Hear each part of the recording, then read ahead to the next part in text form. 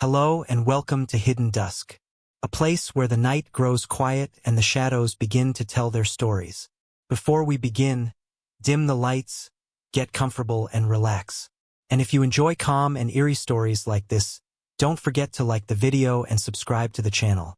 Now, let the darkness guide you into tonight's story. I still remember the first time I saw that little green car, parked on the gravel driveway outside my parents' house, its paintwork gleaming in the watery April sunlight. It was the week of my 21st birthday, and my father had insisted on polishing every inch of the bodywork before handing me the keys. Even now, decades later, I can summon the fresh, sharp smell of car wax mixed with the gentler scent of spring blossoms from the old apple tree that leaned over the drive. The car was only 1,100 cubic centimeters, nothing fancy by any stretch of the imagination, but to me it seemed magnificent. Sporty in proportions, surprisingly agile, and fitted with cream leather seats that carried the fragrance of new upholstery. Those seats felt like velvet beneath my jeans, and the small, classic clocks embedded in the dash promised a life of precision and order. I traced their rims with my fingertips, thinking I was about to motor into a brand new chapter of independence and possibility.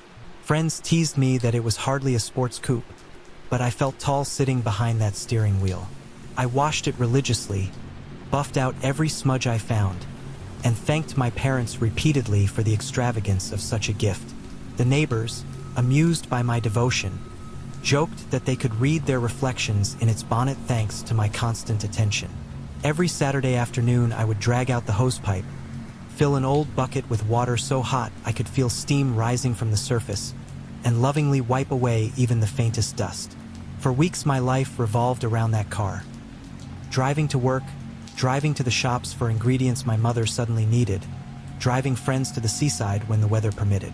I felt unstoppable, as though the green car and I shared a private understanding. Engine humming, gears sliding lightly into place, windows rolled down just enough for a breeze. I would set off on small errands, circle towns I barely knew, stare at the countryside and think, this is what freedom tastes like. Metal, leather, wind. Summer turned to autumn, and with autumn came new routines. Darker evenings, college assignments piling up, the gentle anxiety of impending adulthood. Still, every time I walked toward that green car, a thrill flickered inside me. Even on cold mornings when damp leaves clung to the windscreen, I would wipe them away with the back of my glove and grin at my own reflection. I see now that the car stood for so much more than transport. It was my claim to the adult world, my symbol of competence, my signal that I could navigate life on my own terms. The day it happened started out like any other late October evening. The air felt brittle, sharp enough to sting if you inhaled too deeply. My best friend, let's call her Caroline, sat in the passenger seat, fiddling with the radio dial in search of a station that didn't fade in and out with static.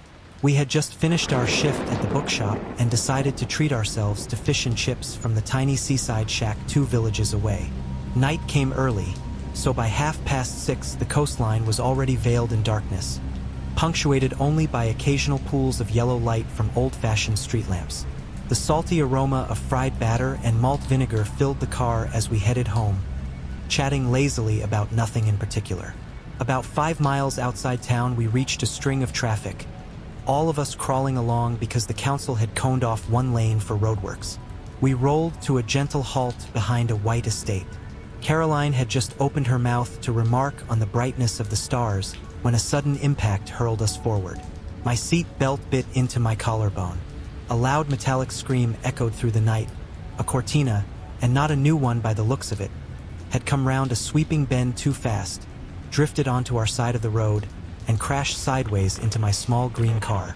Later witnesses said he clipped the front of the estate first and then swung into us, but at the time I barely registered anything except chaos. I remember the disorienting spin, lights swirling, horizon tilting, chips sliding off laps, and Caroline's small gasp beside me. It felt like an amusement park ride in slow motion, except nothing about it was remotely amusing. When everything stopped, my car was facing the wrong direction. The bonnet smoked faintly.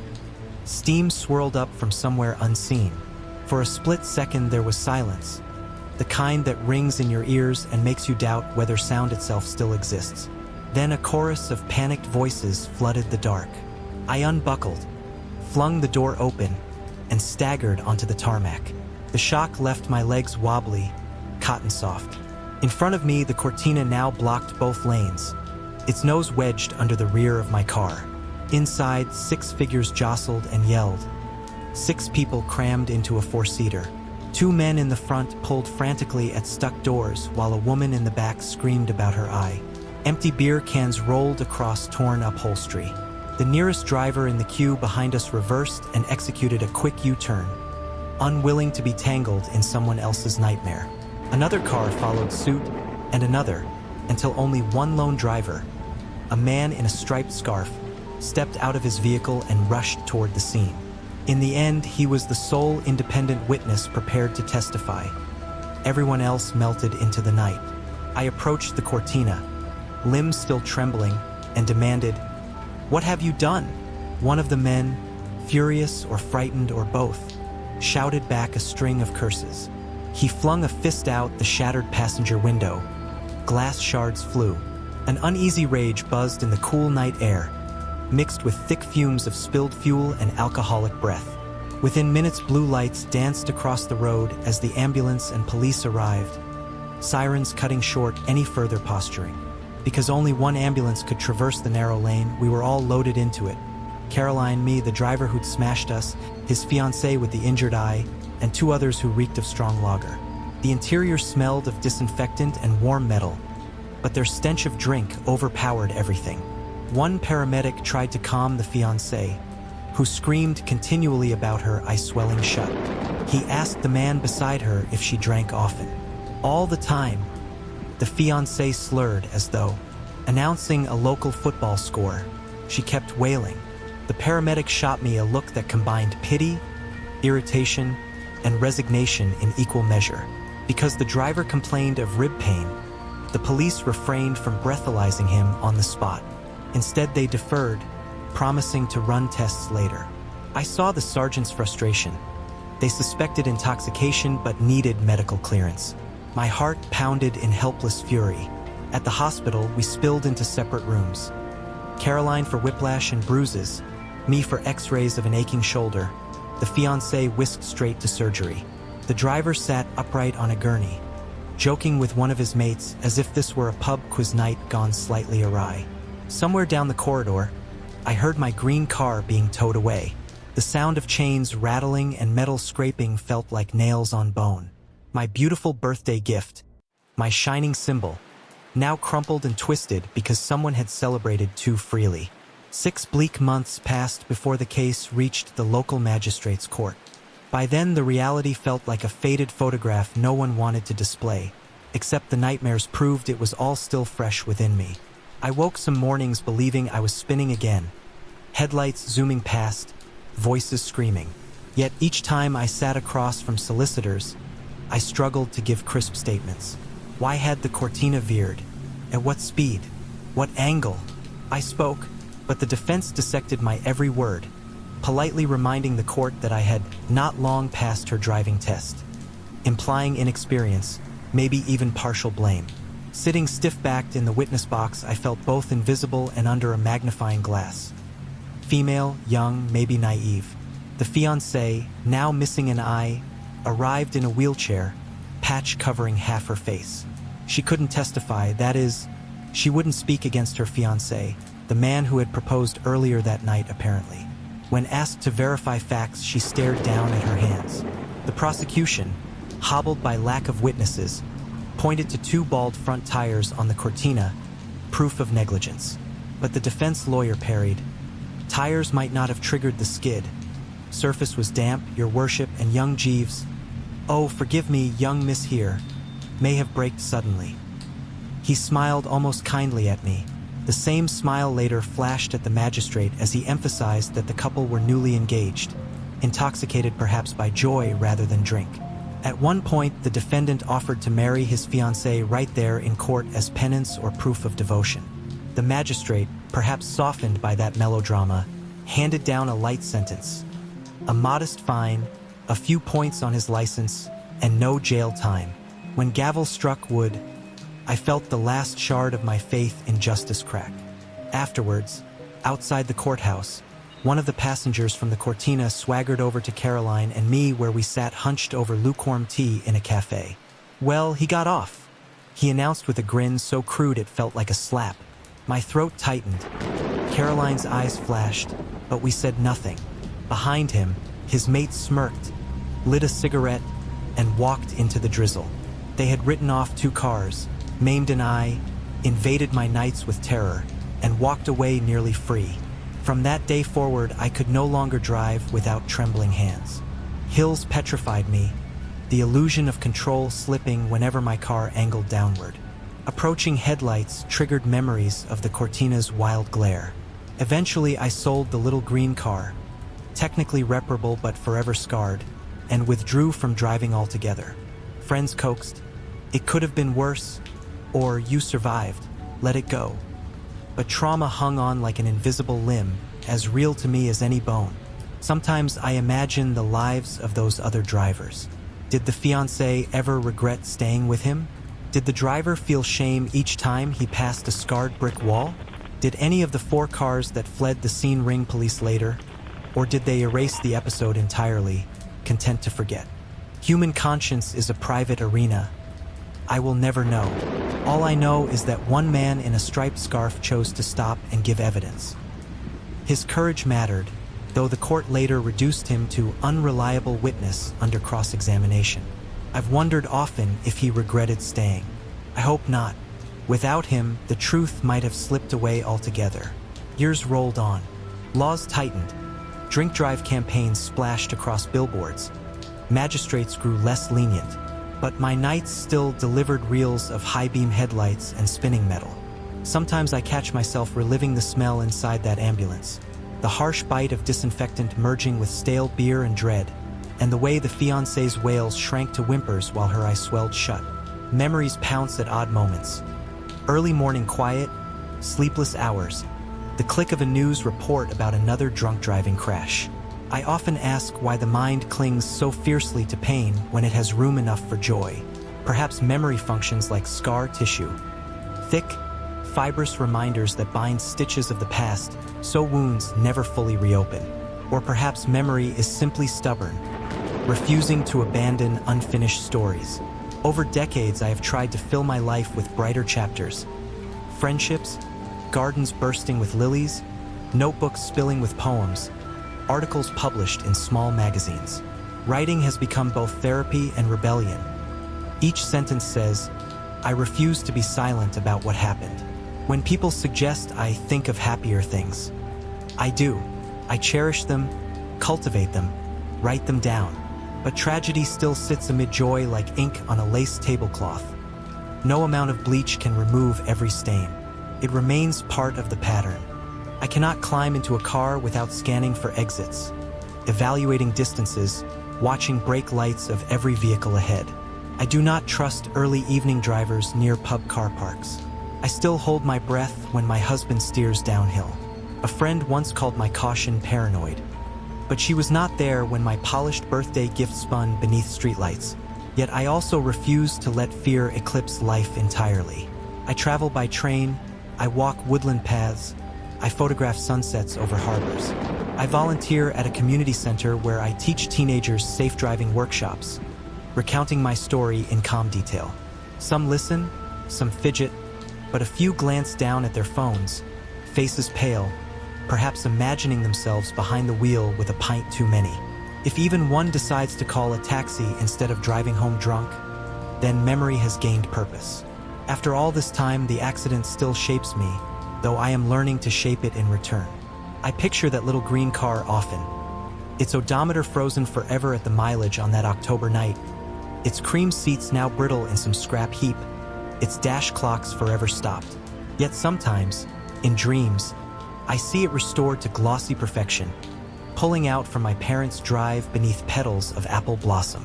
I climb inside. The road is empty, the sky peach pink with dawn. I breathe, shift into first gear, and set off again, slowly, steadily, toward an open horizon where no headlights blind and no tires screech. In that dream, at least, I reclaim the wheel. Some mornings I wake from such dreams with a dull ache of longing, but also with renewed resolve to keep living fully, no matter how scarred. I make coffee, feed the garden birds, open my notebook, and let words pour like water over stone. Maybe one day the pages will weigh more than the crash in my memory. Or maybe they already do. I love winter more than any other season, and not simply because our family's calendar becomes stuffed with holidays, visitors, and treats. I love winter because cold air wraps around me like a familiar blanket. I am a Siberian husky after all. Every part of my body, thick double coat, strong paws, wedge-shaped ears, snowy white mask, is designed for low temperatures. Snowflakes slide from my fur as if I were made of polished glass. Ice feels friendly, never threatening.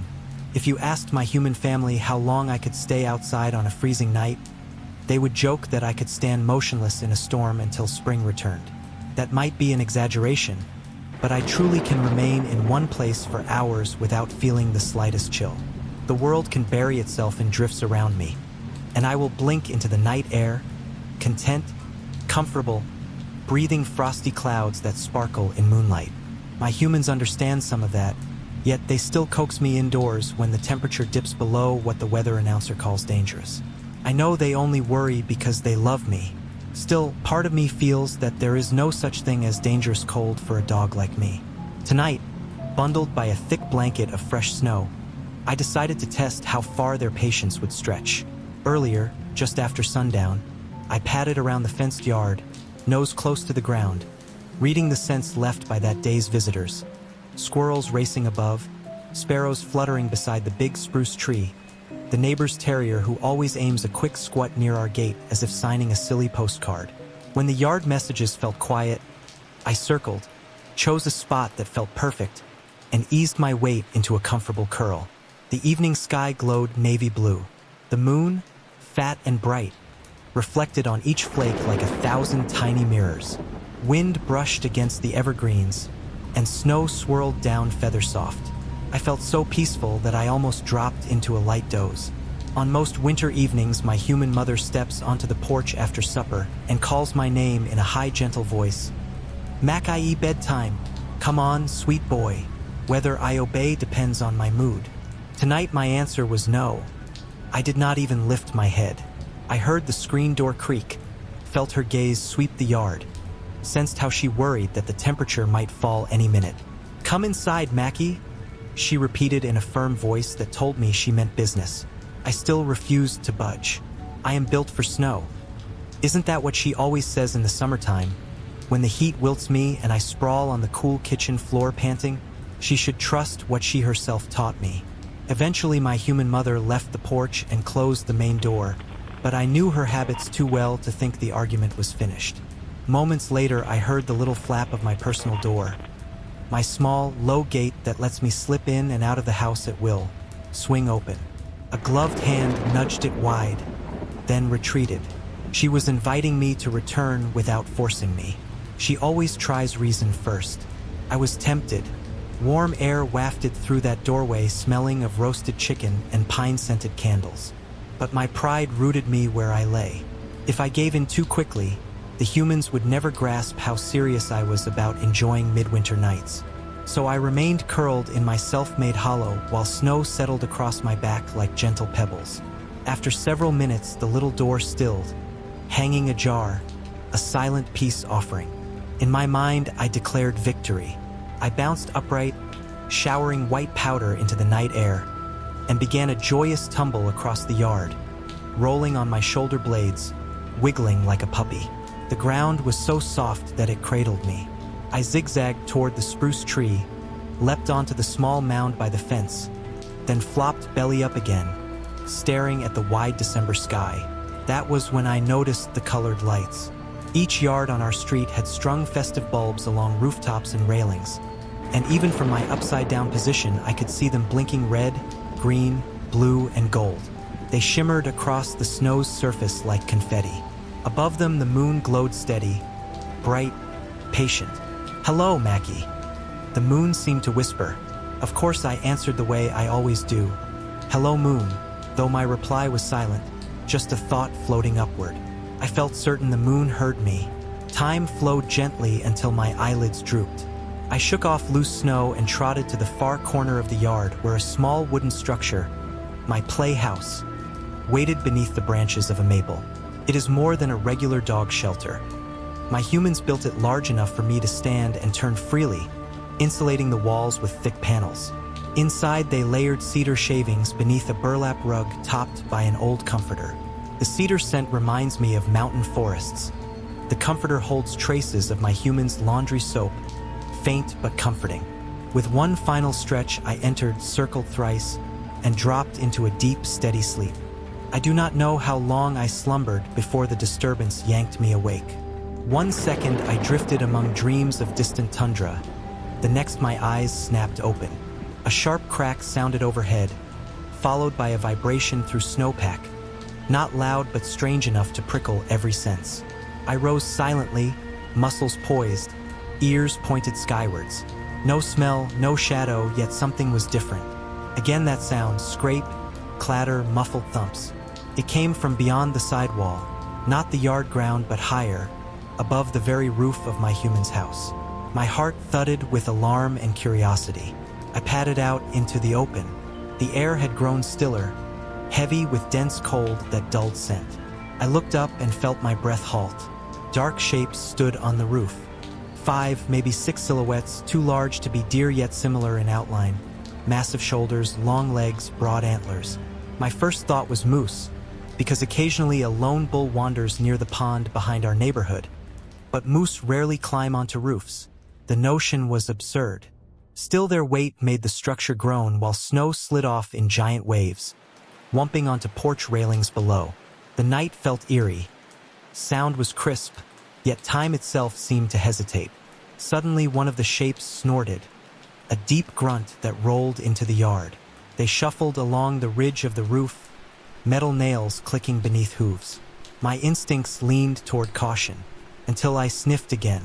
A faint aroma reached my nose, warm hay, pine sap, musky fur, but also an undercurrent of old leather, polished metal, gingerbread even. Very odd. The smell excited me rather than warning me. It suggested adventure, not danger. Still, I preferred to evaluate from closer quarters. I padded to my personal door and pushed through into the kitchen, shaking snow from my ruff. The house was dim, lit only by the dying embers in the living room fireplace and the twinkle lights of our Christmas tree. Everyone else in the family had long since gone to bed. Silence reigned, broken only by the fridge motor and the clock's tick. I crept down the hall, nose twitching. There it was again, that forest copper scent, stronger now inside. Something four-legged and large lingered near the sitting room. I followed the invisible thread, nails clicking softly on hardwood. Turning the final corner, I froze. Right before me stood a dog. At least that was my first impression. It was bigger than any dog I had met, heavy-boned with a barrel chest and thick mane. Its coat looked cinnamon brown edged in charcoal. A collar of red leather studded with brass gleamed at its neck. Its eyes were vast black pools with golden rings around the irises. They shone with gentle intelligence, but also with stillness so deep that, for a second, I wondered if this being was truly canine or some ancient cousin. Wolf, shepherd, lion? No, something older than categories. The large dog's nose quivered, reading my identity. I kept my head level, tail raised but not stiff, projecting confidence without threat. In husky body language that means, hello, I'm respectful yet not submissive. It stared silently, its breath slow and even. We maintained eye contact for several heartbeats. Then those dark eyes softened, and the dog stepped back to give me space, revealing a tall figure behind it. A man, strange and unmistakable, stood near our Christmas tree. He wore a red coat trimmed in white fur, the hem brushing shiny black boots. His beard was white too, flowing over the collar like fresh snow piled on fences. He rummaged inside his coat pocket and extracted something small and shining. As he pondered the object, crumbs of cookie fell from his gloved hands onto the rug. Quickly, he knelt to retrieve them, exactly as my human mother does whenever she drops food and does not want me to eat it. I watched, fascinated. This entire evening had shifted from ordinary to extraordinary in minutes. The big dog rejoined the man's side. They looked so accustomed to each other that I instantly understood. They were traveling companions. The dog's calm told me no harm would come to my family, so I dared step forward, wagging slow, inviting conversation. The man saw me and smiled so warmly that it felt like fireplaces across the world bursting into flame all at once. He knelt again, bringing his face near mine. The light from the tree reflected in his bright eyes. He smelled like everything winter means to me.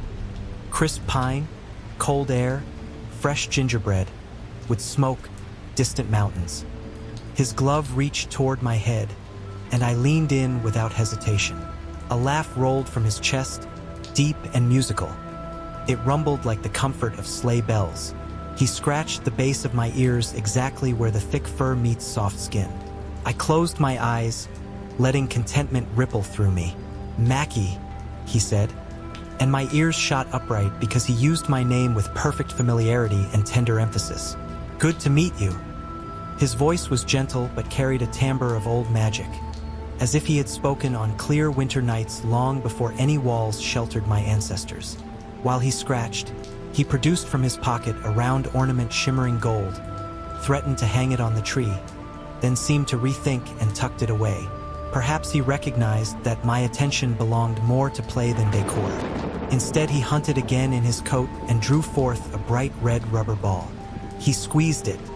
A high squeak ruptured the hush of the room. My instincts leaped forward. A chase! I lowered my chest to the carpet, tail curved excitedly. He whispered, "Ready!" I gave a swift bark. He hurled the ball down the hallway. I launched after it, paws scratching across the hardwood, then clacking on the tiled foyer. The ball bounced erratically, squeaking each time and swiveling direction. I slid into door frames, skidded around corners, powered by single-minded joy. I snapped my jaws and missed. The ball ricocheted. I pivoted and pursued again. It was like chasing a red comet across a miniature sky.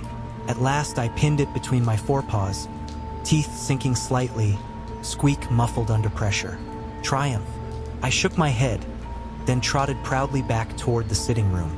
When I arrived, the man and the giant dog were gone. They must have slipped away while I chased the toy. I whined softly, confused and a bit disappointed. Then I noticed new items that had not been under the tree earlier. Stockings hanging on the mantel were now plump with treasures, each labeled for a family member, including one that read Mackie. Gifts wrapped in shimmering paper surrounded the tree skirt, and across the hardwood lay muddy tracks, large paw prints leading toward the hallway and petering out near the back door. I sniffed them. Pine bark and cloud musk clung to each print. She will not be pleased tomorrow morning, I thought, picturing my human mother's expression at the state of her floor. Still, curiosity overcame any worry.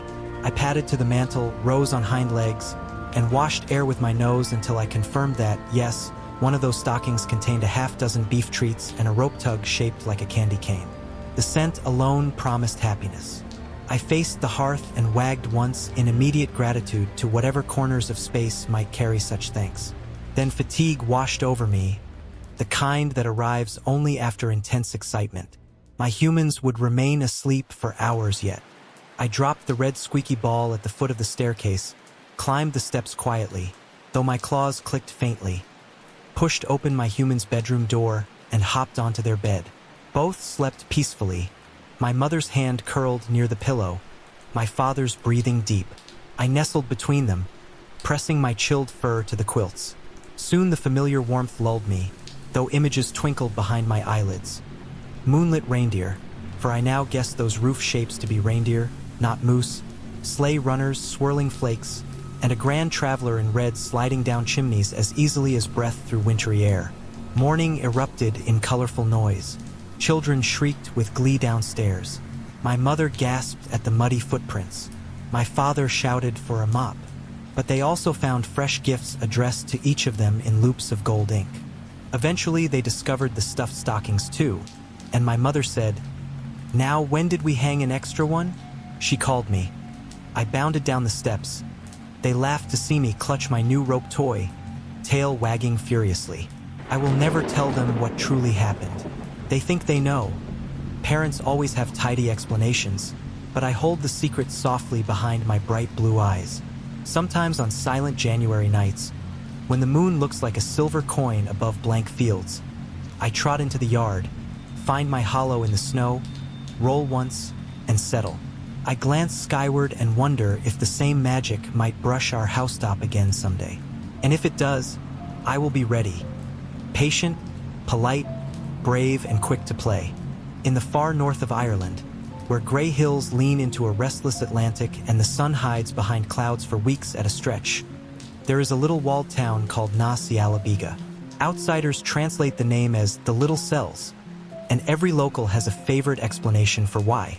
The monks who once tilled the stony fields say it was named for their beehive huts, snug domes of stacked stone clinging like barnacles to the slopes. Fishermen claim it honors the sea-carved caverns that riddle the nearby cliffs.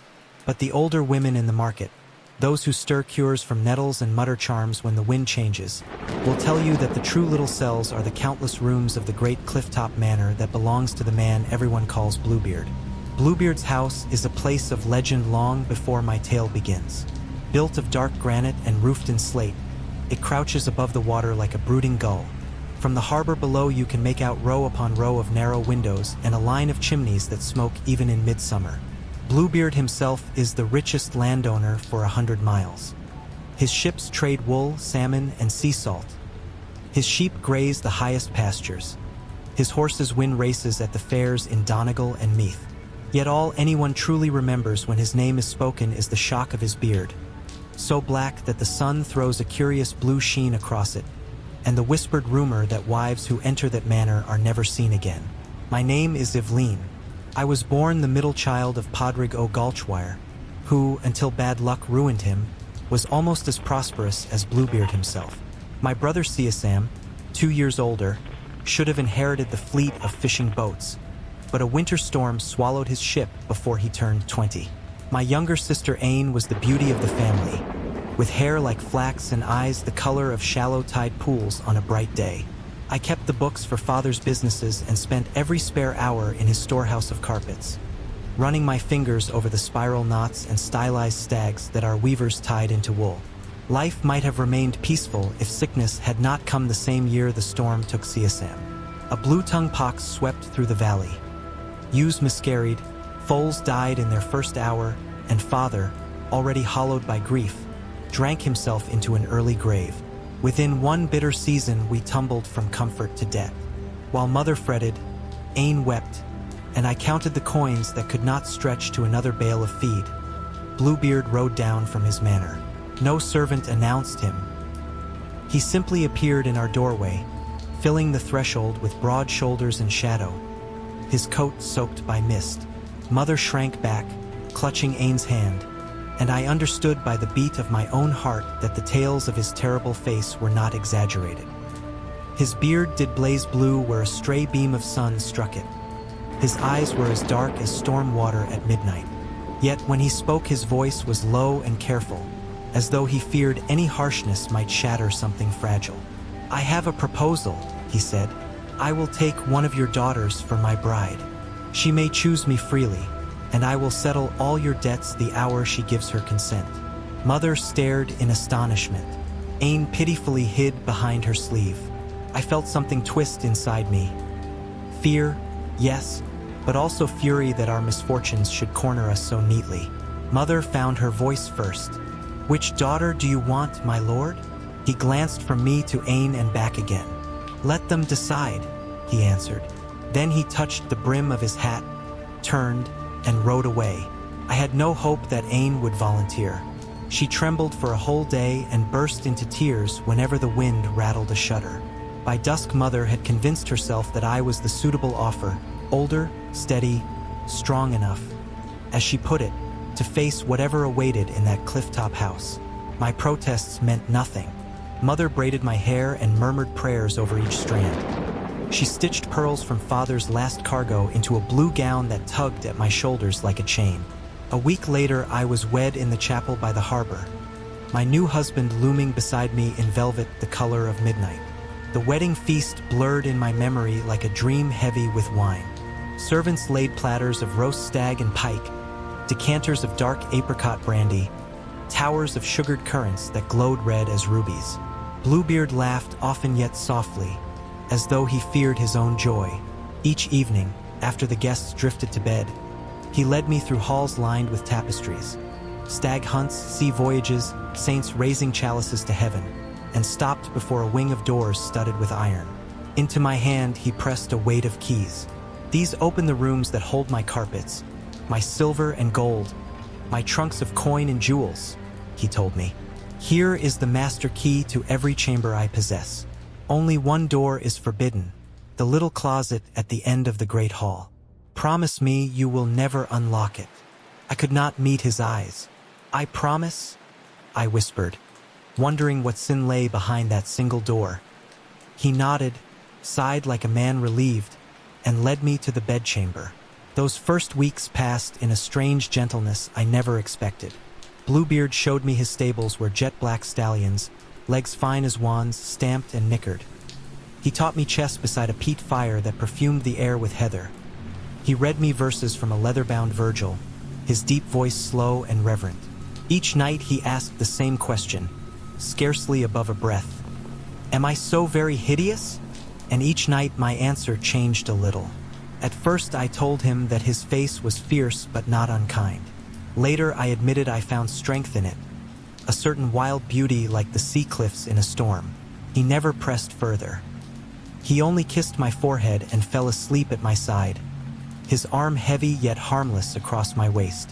When the mead moon rose, Mother and Ain returned home laden with gifts. The house grew quiet.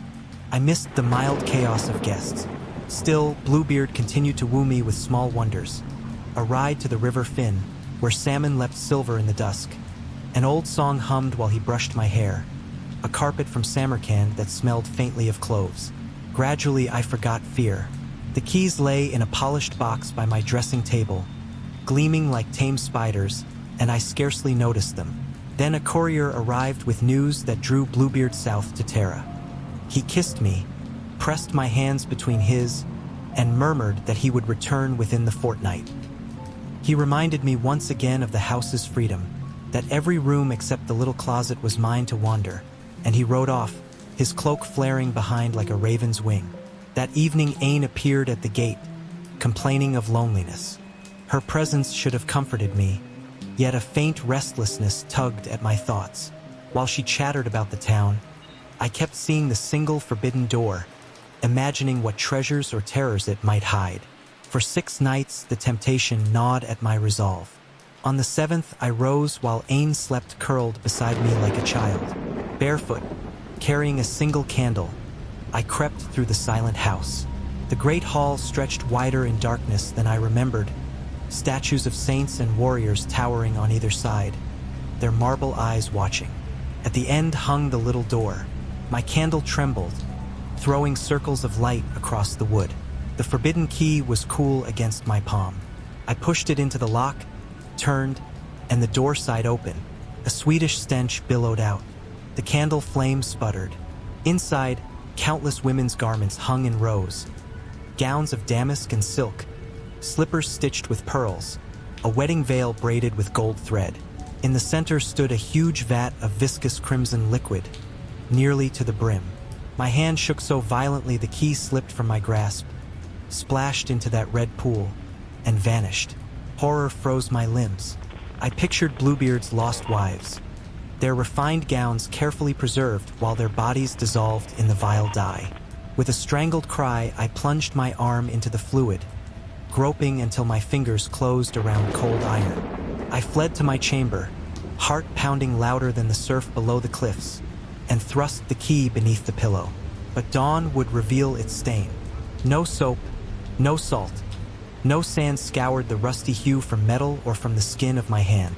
When Bluebeard returned at midday, his boots mud-spattered from the road and a tired set to his shoulders, he asked first for the keys. I surrendered them with shaking fingers.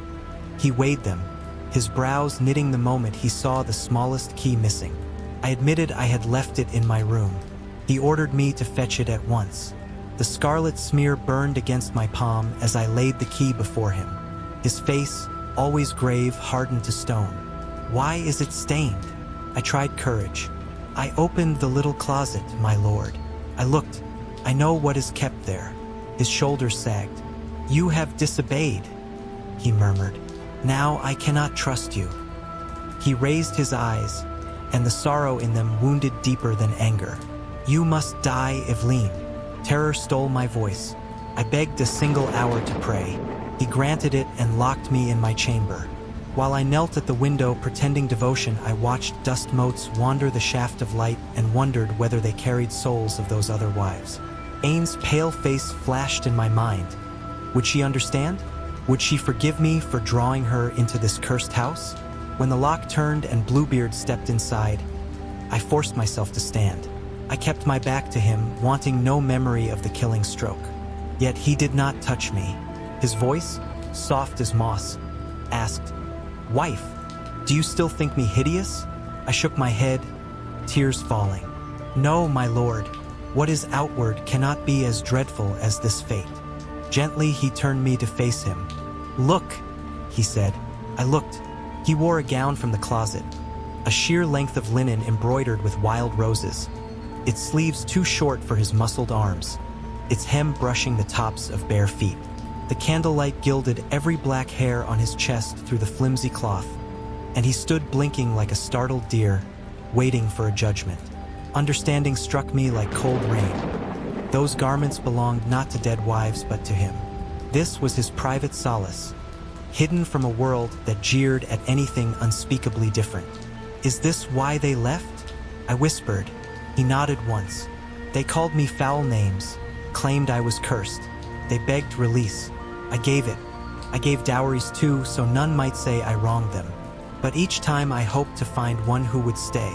I spread my ravaged palm. The stain seemed fainter now, as though the blood itself had been only illusion. Am I the first to see you in these clothes? The first to remain standing?" He answered, a tremor in his voice. I stepped forward, placed my stained hand over his heart. "Am I so very hideous?"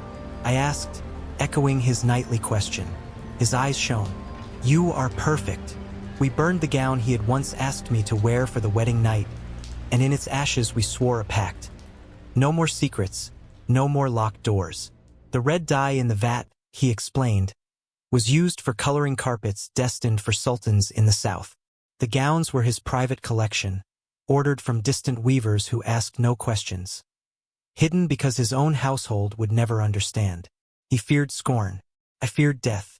In truth, we were both trapped in little cells of dread. When the next morning broke, I rode with him to the tower where Aine still waited for a signal. We found her frantic, convinced that silence meant my execution. She blinked at Bluebeard in his scarlet traveling cloak and at me smiling beside him. "Sister," I told her, "every story has corners the light never touches. Come home and see for yourself." Aine returned to mother bearing coins enough to settle their lives in comfort.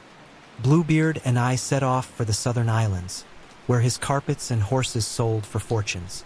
Among my trunks I packed his gowns, wrapped in lavender. On the ship's deck under limitless stars, he wore his sheer linen and let the warm wind billow it like a sail. No one on those distant shores cared what clothes a man favored. Wealth speaks every language. In the evenings he read me Persian poems about nightingales pining for roses, and I answered with Gaelic ballads of selkies who leave their skins to dance on moonlit sand. We kissed salt from each other's lips, laughed at our old fears, and learned the shape of freedom. Years later, when time's tide began to slow his steps and silver his beard, though it never lost its eerie blue glint, he asked me again one quiet night, "Am I so very hideous?" I laid his head on my lap, stroked the blue waves of his beard, and reminded him of the vow we forged in fire, to see each other whole. "You have never been hideous," I said. "You have only ever been yourself." He died with that answer warming his heart. I buried him in a white linen shroud beneath a hill where the sea wind sings through reeds. Over it I placed a stone carved with roses and with verses from both our languages mingled. Beside him I laid a silver box containing the pearl-sewn wedding gown and the smallest key, now bright as new metal. The manor stands empty, its countless rooms silent except for gulls tapping at windows. Visitors still whisper about lost wives, forbidden closets, and a murderous lord with a beard the color of midnight lightning. Let them have their ghosts. I keep the truth, simple and shining, like a candle cupped against the wind. Thus I have lived to tell you, friend, that a door locked in fear is not a tomb. It is only a door, and love, honest and brave, holds the surest key. The kingdom of Glenmorak lay cradled between restless green hills and a crescent of deep, whispering forest that the townsfolk called the King's Wood. Some said the name came from an ancestor king who had once hunted stag beneath its boughs. Others insisted the title was simply habit, passed down with every new generation the way an old lullaby drifts from one cradle to the next. Whatever the origin, the wood stood as a living boundary, both invitation and warning. Its oaks and beeches grew so tall their crowns tangled like braided hair, darkening the earth beneath. Travelers who followed the winding road north, past the mill, over the stone bridge and along the creek, found themselves under that canopy almost without noticing. One moment sunlight danced on their sleeves. The next they were surrounded by dusky pillars that smelled of moss and distant rain. It was in this realm, halfway between cultivated peace and untamed mystery, that King Aldrich III had finally tasted triumph. For 20 years he and his queen, Brianna of the Western Isles, had prayed for a child. He had promised shrines new altars, he had promised monasteries new roofs, and he had even traveled to faraway temples to kneel on marble floors and beg for compassion. Yet grave little messengers in black livery had returned again and again to announce stillbirths or infants taken by fever. Each loss hardened the queen's smile until its beauty started to resemble glass edged with frost. The people whispered about the royal line. Courtiers tiptoed around the subject during feasts. But no one dared to speak aloud the fear that the house of Glenmorak might wither away altogether. Then, one flame-glazed autumn evening, the news broke like a bell across the rooftops. The queen had given birth to a son, healthy, ruddy, lungs bawling so loudly the midwives laughed in relief. The prince had arrived. The tide of sorrow receded as swiftly as it had come. Every church rang its bells, every tavern flung open its doors until sunrise, and peasants in their fields paused to raise their scythes toward the distant castle as though saluting a new son. The king, dazed with joy and wine, stepped onto the palace balcony, lifted the swaddled child in both trembling hands, and cried, "Behold the prince!" His voice carried over turrets and the city's terracotta roofs all the way to the first line of trees in the King's Wood. "In 1 week's time," he called, face flushed with the fire of torches, "there shall be a feast for every stomach in this realm. No man, no woman, no child shall leave my hall with hunger still dwelling in their ribs. We will celebrate until memory itself grows drunk." Town criers clattered down lanes shouting the proclamation. Minstrels and roadside inns rewrote old drinking songs overnight to include rhymes for the baby's name, Edric. Farmers returning from distant markets repeated the promise to every neighbor they passed. Even the animals sensed the shift. Pigeons cooed on eaves above the bakeries. The royal stables filled with whinnying as grooms rubbed down spirited horses that twitched, as though smelling some unseen banquet in the wind. Responsibility for the feast settled upon Reinart Revel, royal chef of Glenmorak. Reinart was tall, barrel-chested, with hair the color of early wheat and an appetite for daring that had once taken him across half the known world looking for nutmeg, purple carrots, jellyfish vinegar, whatever substance might startle a royal tongue awake. Many kitchens in the capital still murmured about him in half envy, half admiration. The man who had roasted swan in almond milk, the man who had baked sweetbreads inside a hollowed pumpkin, the man who had convinced the king that saffron was worth its weight in gold. But even Reinart felt a jitter when he pictured 50 long trestle tables sagging beneath his creations, 1,000 candles dripping wax into platters, and every eye, from shepherd to duke, judging whether he had done the newborn prince honor. The morning after the proclamation, Reinart stood in his shining copper-lined kitchen and thought aloud. The meat must be rich, but also humble enough to remind the poorest guest he shares the same broth as a baron. Pork, he said, pacing between cauldrons. Pork carries salt and sweetness side by side. A roast pig for every third table, stuffed until the juices run. He imagined apples tucked among chestnuts and raisins. He imagined wheels of goat cheese melting into fat that would baste the crackling skin. He imagined hazelnuts pounded with herbs into a paste that would perfume the very bones. The picture pleased him so much he clapped his flour-dusted hands. At once he summoned his youngest kitchen helper, a quiet, narrow-shouldered adolescent named Tavi, whose hair always smelled faintly of rosemary smoke. "Boy," Reinhardt said, squinting down from his mountain height. "Run to the wood. Gather every wild pig that roots beneath those oaks. I want them in my pens before sundown, or you'll find yourself plucking quails until you grow a stoop."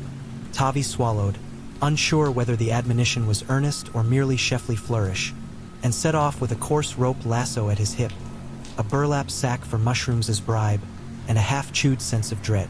The king's wood had never been his friend. Shadows there seemed to lean toward a traveler rather than away. Branches overhead resembled fingers interlaced to keep secrets. Every tale told in the servants' dormitories, about hags who combed hair with bone forks, about spiders the width of saucers, rose now from Tavi's stomach to his throat. Yet he obeyed. That same midday, deeper inside the leafy labyrinth, a different drama was unfolding. Old Hazel Sow, matriarch of the largest sounder of pigs in the forest, waddled into a small clearing where dappled light caught the copper flecks on fallen beech leaves. Nose twitching, she addressed her anxious kin. "The humans are coming," she informed them. Hazel had lived long enough to know the significance of a sudden flurry of royal horses and trumpets. Once, in her youth, she had lost 3 siblings to a Yuletide hunt. She still remembered the reek of iron hoops and blood. "If we remain here," she said, "we shall be trussed, roasted, and presented on platters the size of our sleeping hollows." She paused to let the piglets absorb this. "We need help." Several younger boars huffed indignantly. "Help from whom?" "The deer run too quickly, and the badgers slam their burrows shut. We are alone." But Hazel, wise in forest politics, lifted her snout toward the unfriendly horizon. "We will ask the wolf." A squeal rippled through the ranks. Fear, disbelief, a tint of fascination. Everyone in Kingswood knew of the wolf who prowled the northern ridges. A shadow with eyes like twin moon shards, muscle rippling beneath charcoal pelt, cunning that outpaced the swiftest fox. His reputation as eater of pig flesh was legend. Yet legend sometimes lies behind its own teeth. Hazel's clan embarked, snuffling along moss routes until the undergrowth thinned and the earth slanted steeply toward a ravine. At its far edge yawned a cave mouth smeared with lichen, flecked inside by the glint of quartz. It looked like an unblinking eye. Hazel's heart jittered, but she stepped forward. "Sir Wicked Wolf?" she called, voice echoing off stone. "Are you at home?" A stirring, a ripple like wind across velvet, emerged from the black. 2 yellow orbs appeared, almost languid, yet charged with all the authority of a predator who has never lost a chase. Then padded forward the wolf himself, unhurried, as though curious which mad creatures dared ring his iron doorbell. "You disturbed me at midday," he spoke, each word elongated by indifference. "State your plight, or find safer soil for your trembling." Hazel bowed, or as much as a pig's spine allowed. "Forgive the intrusion. Hunters will arrive before the next moonrise to carry us to ovens. Your forest will lose its pork, and your own suppers will grow scarce. If you aid our escape, you keep your hunt." The wolf seated himself on his haunches and ran his tongue once over incisors bright as frost. "Your logic is tidy, yet the king's men will not depart empty-handed. They carry their honor as a second skin. They must return to the castle with something." A younger sow, brave but less seasoned than Hazel, squeaked, "The pond teems with ducks, slick with fat. Surely those birds serve a royal feast as well as we." The wolf considered. Ducks were indeed everywhere, flapping, quacking, strutting across the bank as though they owned each ripple. He gave a low chuckle that vibrated the ferns. "Very well. Hide in my den until the feast has passed. I will see to the substitution." The relief that poured through Hazel's sounder felt heavier than terror had moments before. One by one, they shuffled into the gloom behind the wolf, who, any casual observer might have noted, licked his jowls with a curious enthusiasm. Meanwhile, Tavi crept beneath boughs sticky with resin, muttering to himself a courage spell he'd learned from a kindly scullery maid. Feet be quick, heart be bold. Hours of trudging produced no pig, only scurrying squirrels and mushrooms sprouting like miniature parasols. Mid-afternoon light dappled the leaves, and in that hush a voice, soft as fallen ash, floated to him. "The pigs that roam this forest are gone. Ducks by the pond will take their weight upon the spit." Tavi froze so sharply his rope slipped from his belt. "Who speaks?" He scanned left, right, up, but saw nothing except humps of moss and a hornbeam's crooked trunk. "Seek ducks," breathed the voice again, seeming to ride on a breeze. "They will satisfy your master." Logic failed in the face of disembodied counsel, but fear proved stronger. Ducks were easier quarry anyway. Rope became net, and he knew minted determination forded the streams back toward civilization. By twilight, Tavi pushed through cane grass onto the pond's pebble rim, preparing to count waddling fowl. Only cattails greeted him. At dawn, that emptiness would send Tavi back to Chef Reinhardt with apologies and a new suggestion. Wild duck. Reinhardt, perhaps sensing destiny, or simply exhausted by his own anxiety, granted approval, promising to pluck and glaze each bird in orange blossom honey. Tavi marched back to the pond at first light, dreaming of roasted skin crisp between his teeth. He found only ripples and the occasional frog plopping from lily pad to water. The same voice, now perched behind bulrushes, whispered its amended scheme. "The ducks have fled on borrowed winds. Lambs within the pasture remain tender." Baffled but obedient, the boy returned to report another change. Reinhardt's eyebrows threatened to arch clear off his face, yet he measured desperation against possibility and opted for lamb. "One more ingredient swap and I'll serve the king my own boots," he grumbled, but he sent Tavi to the meadows nonetheless. In a cottage on the meadow's edge, the wolf lounged on his belly, sleek sides rising with satiated breaths, fat droplets of roast pig still slicking his whiskers. Inside the cave behind him, the pig family snored in a heap of leaves, believing themselves safe beneath the predator's protection. Outside, ducks quacked uneasily, having begun to glimpse the edges of betrayal, and the wolf, predator of predators, plotted further layers. The spinning wheel of days repeated. Lambs vanished, and Tavi found himself listening to yet further counsel from beyond sight. The lambs prance no more where grass bends. Pheasants flit in tall gold. Another report, another nod from Reinhardt, who by this stage had lost any illusion of control and allowed the menu to slip like a fish through cupped hands. Pheasant became the next hope. Nets were mended, hunters' whistles fashioned from alder. But the birds, too, would be gone, carried to the wolf's den on promises of sanctuary. They arrived to find ducks attempting to soothe piglets, lambs bleating lullabies, pigs casting suspicious glances at plucked feathers drifting from the wolf's grin. Now Reinhardt's panic intensified. The feast loomed. Tavi, red-eyed with fatigue, wondered whether he would soon be imprisoned for incompetence. But the whispered advisor offered its final counsel. Rabbits, plentiful, easy to trap, tender enough for royal gums. Reinhardt seized on whatever hope remained and gave the order. But between that conversation and dawn of the quest, the forest's food chain collided with the wolf's appetite. The cave could no longer contain him. His belly stretched tight as a wineskin, ribs once carved by lean angles now hidden beneath layers of indulgence. Each creature he had promised safety eyed him with rising dread. Ducks lost feathers in fear. Lambs huddled behind rocks. Pigs whispered of their matriarch's misjudgment. Yet they dared not scamper past the sleeping giant, whose snores shuddered the cave like distant drums. When the rabbits arrived, they clustered outside, puzzled to find the wolf already awake, tongue cleaning wolf fibers from his teeth. "Good morning," he drawled, shifting with difficulty to greet them. "You seek refuge, do you? Step into my humble home." The rabbits hesitated. Their whiskers twitched. They smelled danger's sour perfume. But desperation is its own shepherd, herding even the wise into nets.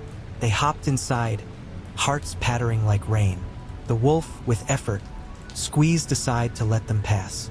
Tavi, trudging into the wood for the umpteenth dawn, now incapable of surprise, followed familiar rabbit trails toward burrows. He expected twitching noses to greet him. He found only silent holes and black earth. Numb, he waited for the whisper, and the whisper came, but it changed. "This wood offers nothing more." It sighed, almost weary. "Return empty." "But the feast is tonight," Tavi whispered back into the leaves, his voice cracking. "The king will thrash me. The chef will boil me alive in stock." Silence. Then, reluctantly, a new hint slipped forth. "Not empty," said the wind-thin voice. "One beast lingers, overstuffed, slumbering at the cave's mouth. Haul that carcass to your master, and he shall have meat aplenty." Fear prickled Tavi's spine, yet hopelessness outweighs fear. He followed instructions, tiptoeing through brush until the cave revealed itself, its threshold guarded by the enormous barrel of the wolf's abdomen. The animal lay half on his side, eyes half-lidded, breath puddling in hot fog before his muzzle. Around him, faint whimpers of the imprisoned menagerie drifted on cave-cool air. The wolf attempted to rise but found his limbs pinned beneath his own bulk. He emitted a faint growl, less fierce predator than glutted drunk. Tavi saw opportunity. He crept, stones crunching under boots, and looped his rope around a hind leg. The wolf snarled and snapped but lacked leverage. Inch by inch, with the adrenaline of a condemned man lifting a horse, Tavi dragged that monstrous body across pine needles, over knotted roots, onto the cart he had borrowed from the palace stables. He lashed the wolf down 10 ways, prayed his knots would hold, and steered the rattling cargo back toward the castle while twilight burned copper above. In the great hall of Glenmorak, candlelight turned banners into rivers of flame. Musicians tuned lutes, pages scurried with goblets, and the scent of cinnamon drifted from braziers. White-clad servants kept one eye on the tall windows, waiting for Reinhardt's kitchen doors to burst open with platters. Inside those kitchens, Reinhardt braced his hands on a table and stared in disbelief at the enormous wolf delivered by Tavi. A hush spread among cooks. Scullery maids clasped hands to mouths, but the chef's mind spun like a thread wheel. Fur off, carcass cleaned, belly slit open, cavity packed with yams, apples, breadcrumbs, herbs, sausages. He saw not a calamity but potential, a single beast enough to sate a kingdom, and with it, a tale bold enough to carve his name into legend. He barked orders, knives flashed, fires roared higher as iron spits groaned beneath the wolf's weight. The steam that rose smelled of cloves and wild thyme. By sundown, when the trumpets announced the feast, Reinhardt himself trundled the centerpiece into the hall. A roast wolf glistening mahogany, adorned with rosemary crowns, teeth bared in an eternal grin of defeat. Yet another miracle followed. As servants carved through crisp skin and tender marbled flesh, the cavity split, and from its fragrant hollow scurried a procession that caused every goblet to halt midair. First came Hazel herself, her snout seasoned lightly with nutmeg, blinking under chandelier glare. She sprinted between boots and vanished beneath a trestle. Then waddled ducks, feathers singed only at the tips, quacking indignation. Lambs leapt after, their curls smelling of onion and sage. Pheasants' beat wings drizzled in pan juice. Rabbits bounded last, eyes wide at the slap of lute strings. Courtiers shrieked with amazement. Peasants pounded the tables in mirth. The queen laughed so hard tears silvered her cheeks. And the infant prince, perched on his nurse's arm, clapped pudgy hands and squealed with a delight that echoed to the rafters. King Aldrich, wiping tears of wine and laughter, declared the evening the greatest feast in the annals of Glenmorak precisely because no creature had been eaten other than the villain who had threatened to devour them all.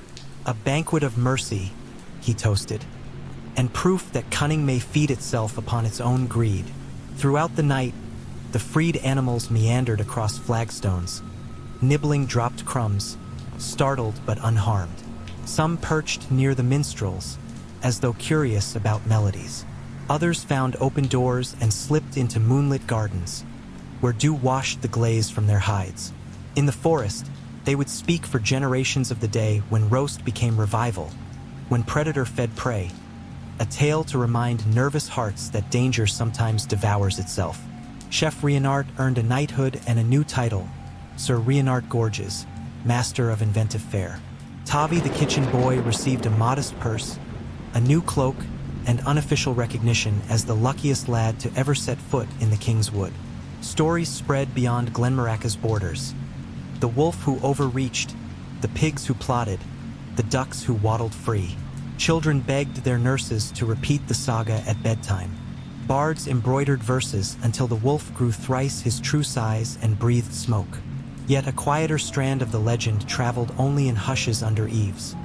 That perhaps greed and cleverness share the same bone, and whichever dog you feed becomes the one that drags you through the woods. The pigs remembered, the ducks remembered, the lambs and pheasants and rabbits remembered. And deep in a cave whose entrance now stood empty, a feeling of caution lingered beneath every drip of mineral water, reminding the forest that bargains with wolves rarely end as you expect. Still, the feast of Prince Edric lived on in Glenmaraka's calendar as Golden Night. Each year, on its anniversary, the kitchens lay out platters of honey bread, jugs of pear cider, and a single pastry shaped like a wolf, filled not with meat, but with sweet dates and spiced nuts. Proof that lessons once learned can transform from fear into shared delight. Guests laugh as they bite into the pastry's sugar teeth, and parents remind them, no creature left unsatisfied, no hunger unanswered. Repeating the promise King Aldric made under torchlight so many seasons ago, when the kingdom discovered that the fullest bellies often come from unexpected kitchens, and that mercy, seasoned with courage, can feed more than 1,000 mouths. I was walking alone through the churchyard at first light, the wet grass soaking the cuffs of my trousers, when a voice rose out of the gray mist beside me. It was as soft as fallen ash, yet it carried the weight of heartbreak. A girl whose shape seemed borrowed from the grave took my arm the way an older sister might guide a frightened child. Her skirts were heavy with clinging dirt, and her tangled hair looked the color of autumn rust. But what struck me most were her eyes. Even through the haze of dawn, they shone a brilliant porcelain blue, brimming with tears that never quite fell. Maggots writhed along the pale curve of her thin neck, giving off a foul odor that turned my stomach. And yet some strange pity kept me rooted beside her instead of running. "Brother Jacob," she said, though I wore no name tag. She spoke as if she had long rehearsed the greeting. "Hear my story. You'll know me from the stone that bears my first name, Drizella." She pointed to the weather-beaten marker at our feet, and through the faint layer of moss I read it. An epitaph below the name declared, in misspelled letters, "An outcast's LWS bemurn," an old country way of saying, "And outcasts always mourn." "Beside my grave," she continued, "you will find a smaller marker for Drizella's toe." Her laugh rattled like a broken bell. I cut off that toe myself, the best and biggest one, just to squeeze into the enchanted shoe. Who wouldn't shed a toe for a prince? Only then did I see the second stone, squat and narrow as a bookend, chipped almost to dust. I suddenly remembered the story I had helped to put into print years before. "You," I whispered, "are the same Drizella whose sister was Anastasia, the stepsister pair who tormented dear Queen Ella?" "The very same," she answered, relief flickering across her ruined face that I needed no further introduction. Despite my revulsion, I lowered myself onto a tombstone to listen. Her presence was horrific, yes, but so was the burden of what she clearly wished me to hear. She floated to perch on her own grave as though a gust of wind had set her there. "Allow me to tell you of my mother," she began, her voice no louder than the rustle of weeds. "Before my father died, she taught my sister and me proper things. We could play a lullaby on the harp, sing morning hymns in birdsong pitch, and bow in courtly fashion. But father's death emptied the coffers. Auctioneers carried off our dresses, our jewels, everything bright. Poverty bent mother's spine and soured her soul. She married Ella's father not for love, but for a mouthful of food. Her gaze drifted to the dawn sky, as if searching for a memory among the slow, moving clouds. Soon hope poisoned her worse than hunger.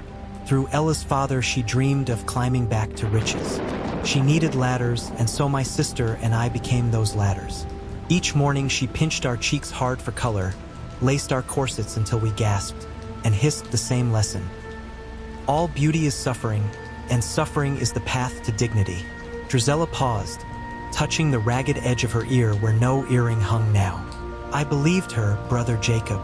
I believed a crown would make the pain worthwhile. When the glass slipper came, the knife felt as natural in my hand as a hairbrush. One quick slice and my toe was gone. I thought, what is one toe next to a lifetime on velvet cushions? The scent that drifted from her desiccated flesh forced me to hold back a cough. She gave a dry cackle that sounded like rocks clacking. But I learned something darker than any spell in that slipper. The spell was not in the glass. It was in the lie that butchering ourselves to fit someone else's crazy ideal could ever bring joy. I did not know why she told me these things. Perhaps she sought a kindness she had never known in life. With caution I answered, "If you wish me to write such truth, speak plainly. I might revise the tale." The words cost me some measure of pride, for I had always prided myself on stern objectivity. Yet her pain scraped against my conscience. She nodded almost gratefully. "Here is plain speech. Mother ordered me to pour ash over floors already swept, so Ella would look lazy. I crept back at dawn and swept them clean while Mother slept and Ella did not know. Mother told me to shred Ella's dress before the prince's ball. I loosened only a few threads, ones she could mend quickly. Little mercies, but they kept my last spark of decency alive. I loved a baker's son once," she said, voice softening to a child's whisper. "He loved me too. He saw beyond corsets and pinched cheeks. Mother said he was beneath us, that his flower dust would soil any fine gown. When he asked for my hand, she poured poison in my cider the night before the wedding. My own mother murdered me. I never took another breath. A church bell tolled nearby, and dawn's mist coiled around us like a cold sheet. Drizella's form flickered, thinning into spectral smoke. Write this," she begged. "I died with my soul in pieces. Better to have kept my toe and lost my mother's favor than to carve myself for a dream of acceptance that was never mine. Brother Jacob, if you force yourself into another person's fairy tale, life rebels. The slipper always refuses to fit." As she faded, I saw bright flowers blooming on her grave. Forget-me-nots, blue as Cinderella's ball gown. Their impossible freshness on a long, neglected mound chilled me more than her ghostly breath. Someone loved her enough to bring blossoms day after day, perhaps Ella herself.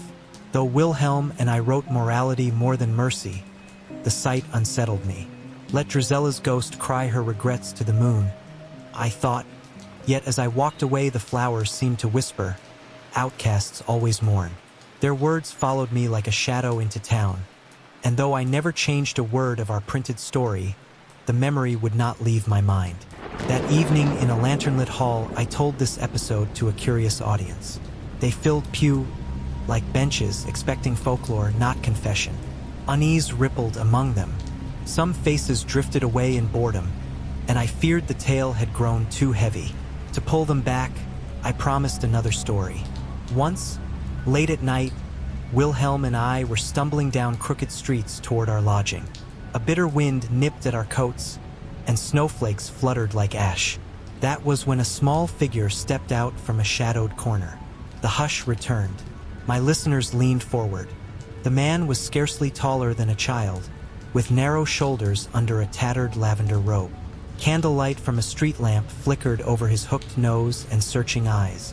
His uneven stride made him seem almost unreal, like a puppet dangling from invisible strings. Wilhelm, slighter than I, clutched his leather satchel of manuscripts as though it contained his beating heart. The stranger scraped a bow and rasped, "Brothers, collectors of vice and wonder, have you pondered what becomes of those villains you pin between pages?" I stepped in front of Wilhelm. We label none monster who has not earned the name. A laugh burst from him sharp as sleet. And yet you printed my story as if you were an angel of truth. Tell me, Jacob Grimm, do you never question the victors who feed your hungry quills? Who are you? I demanded, though I sensed the answer. Some call me Rumpelstiltskin, he said, dancing 3 quick steps. Sparks flew from his boots as if they struck flint. Passers-by crossed themselves and hurried on. Your tale paints me greedy, a baby thief, but you never asked how I learned to conjure gold from straw. Wilhelm gripped my coat sleeve. We merely record what the people recount. Rumpelstiltskin spun in a tight circle. Fog billowed with the movement, thickening so suddenly the street lamp dimmed. Wilhelm coughed as smoke, like vapor, filled his lungs. Release your devilry, I cried. We tell the stories as they reach us. No more, no less. Oh, but who brings them to you? The princes whose coffers swell? The queens draped in their borrowed virtue? He cocked his head. Perhaps you would like the full telling over a fire. Before either of us could answer, he flicked his threadbare cloak, and the world blurred. In an eye blink, we stood inside a cozy inn, seated around a low table. None in the room seemed surprised by our sudden appearance. Perhaps they were illusions, or perhaps the magic made them ignore us. A barmaid set pewter mugs before us, frothing with dark beer, then vanished as swiftly as she arrived. Rumpelstiltskin raised his drink. To Rome, he declared, gulping greedily. For I was a Roman alchemist long before Germany knew my name. Write that in your notebook. My fingers fumbled for pencil and paper. You claimed the queen's firstborn daughter. How can that be noble? His copper, bright eyes glinted. Noble? What is noble? Tell me, Brother Grimm, what becomes of a child whose mother would swap her for a crown? What is the worth of a life promised away before its first breath? Wilhelm swallowed. You sought to raise her kindly? He said, voice soft as cemetery moss. I would teach her true alchemy, not the lies her mother offered the king. What is greater magic?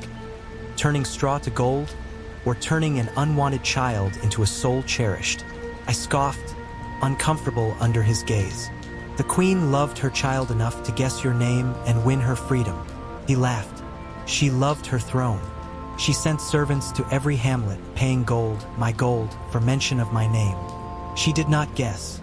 She bought it as she bought everything. The barmaid reappeared with fresh mugs, though ours were still half full. Rumpelstiltskin ran a misshapen finger around one rim, and a hum like a singing bowl filled the air. Names hold power, brothers. My mentor bound me to my own name when he taught me metals. Speak it aloud, undressing it before the world, and you unravel the magic binding me together. His voice dropped to a whisper colder than the wind outside. That night the queen said my name. She striped away my shape. I became neither the student I was nor the teacher I wished to be. I am forever unfinished, a creature betwixt. Candles trembled around us, though no door had opened. You treat stories like children's trifles, he said, but every retelling tightens the noose you tied around me. The greedy imp who steals babies, that is the shape your words grant me. And so I grow more wicked each time a child hears your book before bed. Sweat prickled my scalp. Paintings of ships on a stormy sea adorned the walls. Now the tiny vessels rocked on living waves as if the canvases breathed. Wilhelm's hand found mine under the table. I offer a choice, Rumpelstiltskin said, raising his mug. Ask 3 questions without trick or slant, and I'll answer true. Then decide. Rewrite me, or leave me doomed to the mask you gave. Wilhelm blurted. Why did you help the maiden spin straw? I winced. We could have conferred first. But the little man counted it with a nod. Our father of lies forced her into death's jaws, he replied. I helped because I saw myself in her hopelessness. Wilhelm looked at me. I whispered, second. Why accept payment in gold for the child? Wilhelm repeated it. Rumpelstiltskin's smile softened. To show I prized knowledge over coin. I would have used that gold to raise her secure, away from rulers who measure worth in ounces. His second shadow on the wall swelled taller, regal. I cleared my throat, voice unsteady. Third, why did your name's utterance destroy you? He answered, names bind souls. Mine was forged in a pact. Speaking it aloud was pulling the pin from a castle gate. Both shadows vanished, leaving only the rag-clad figure. A candle guttered out. Now, he said, here is the real puzzle. Will you pick up your pens and wield words as alchemists? Or let tales rot into chains? He leaned closer. I am Rumpelstiltskin. Your fate rises or falls with mine. He stood, cloak flaring. With a barked laugh, he strode outside, where quiet townsfolk paused to stare. He danced in the snow world street, sparks leaping at his heels. Inside, Wilhelm exhaled like a bellows. What do we do, brother? You hold the editing quill, I said, though my mind churned. Rumpelstiltskin, like Drizella, had forced me to see that stories were living, or we smelted them into neat shapes, but every smelter changes metal's nature.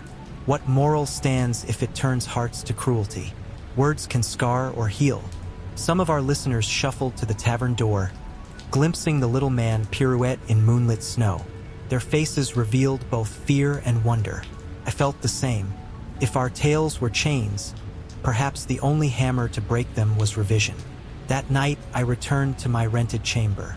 I laid the old manuscript of Cinderella on the desk, its pages dog-eared and worn from countless printings. I thought of Drizella and her fresh forget-me-nots. I thought of a baker's son's empty arms. I thought of a queen paying silver for a name she refused to learn on her own.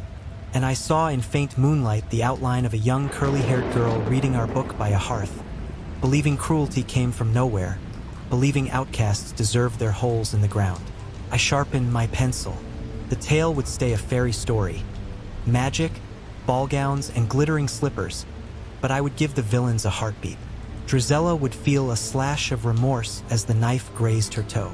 The mother's hunger and fear would show. Rumpelstiltskin would not vanish in rage the moment his name broke upon the queen's lips. Instead, he would look at the infant one last time in sorrow, whispering a blessing before he fled. Would such tenderness ruin the lesson? Perhaps children need sharper truths.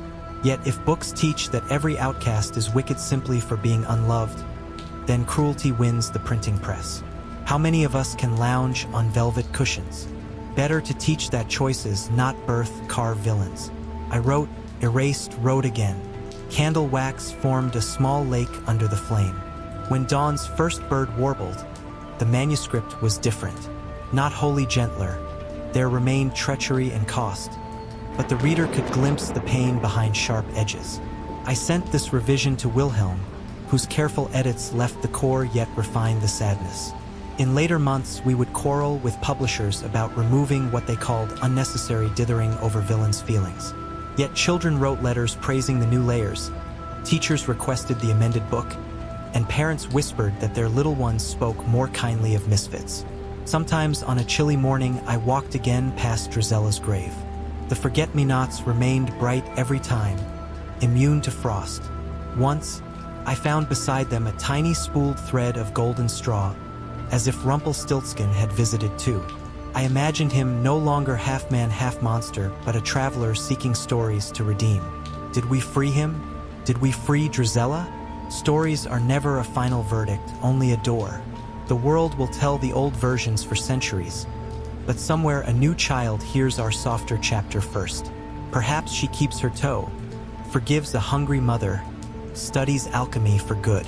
On those mornings I tip my hat to the graves and whisper, outcasts always mourn, but maybe they also heal.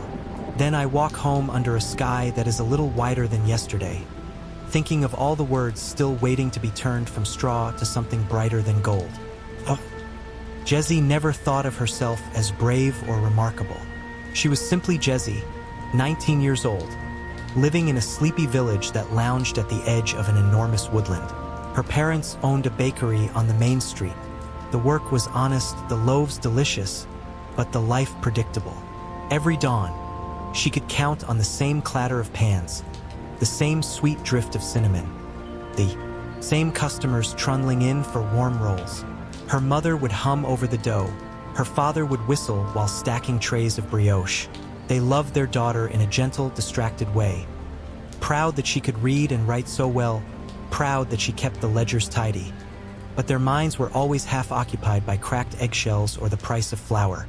They rarely asked where Jessie slipped off to after she finished sweeping the shop. They simply called after her, "Home for supper, darling," and let the rattling door speak the rest. Every afternoon, Jessie fled that door and that scent of perpetual sugar and yeast. She carried a tiny journal and a short stump of charcoal. With these tools, almost worn smooth by her fingers, she tried to capture the world in words. She scribbled poems about rain, sketched fragments of village gossip, drafted long tales that started with sturdy heroes and always drifted into paradoxical dreams. But despite her efforts, none of those beginnings grew into a story that truly felt alive. It seemed as though something fundamental was missing from every paragraph. Some jolt of wonder, some spark she could not summon in the orderly lanes of the town. So she sought inspiration in the forest. The villagers called it the King's Wood, an ancient green realm that spread from the last cottages to the silver ridges of the distant mountains. Mothers warned their children that wolves prowled between the shadows. Old men at the pub claimed they had seen lights bobbing in the dark like wandering spirits. Jessie was not reckless. She carried a whistle round her neck and kept to the broader tracks, but she felt no dread of trees. From the first time she stepped beneath their vaulted canopy, she'd sensed a welcome, as though the forest recognized her longing and approved. Late one bright morning in early summer, Jessie packed a slice of bread and a twist of cheese, slung her journal across her back, and set out down the familiar dirt road. The heat shimmered above the grain fields. Sparrows swooped over barley and vanished. She walked until the hedgerows thinned and she saw the first towering trunks. Smooth beech, rough oak, pine as red as embers. A hush greeted her. The air smelled of moss, of sap, of hidden flowers. Sunlight dappled the path so that every few paces she crossed from gold to green shadow and back again. It was her favorite tapestry. Shifting leaves overhead, shifting patches below, everything breathing in slow harmony. Jessie felt so light that she almost floated. She paused every few steps to jot a phrase, a hush like velvet, shafts of honey light, trees conversing in sighs. She felt for once that she might spin those rough notes into something more than a fragment. Perhaps today she would find the missing spark. As the track wandered deeper, the usual forest noises softened. Even birdsong seemed to press itself flat. A breeze slid through the canopy, but there was no answer of rustling leaves, only a peculiar stillness, like a hall between echoes. Her steps slowed. She sensed the hush gathering, coming to a single point, and then she heard it. A voice, crisp as flint. "Watch out for that stick. Don't trip. Pick it up." Jessie skidded to a stop, heart thudding. The words seemed to have burst out of the air itself. She spun left, right, staring between trunks, up at the branches. There was no person, no face. The forest looked exactly as it had a moment ago, except for a long, rough bough that lay across the path, nearly the girth of a young tree. Bark peeled from its flanks. One jagged end was freshly snapped. Pick it up? How absurd. She could never lift something so massive.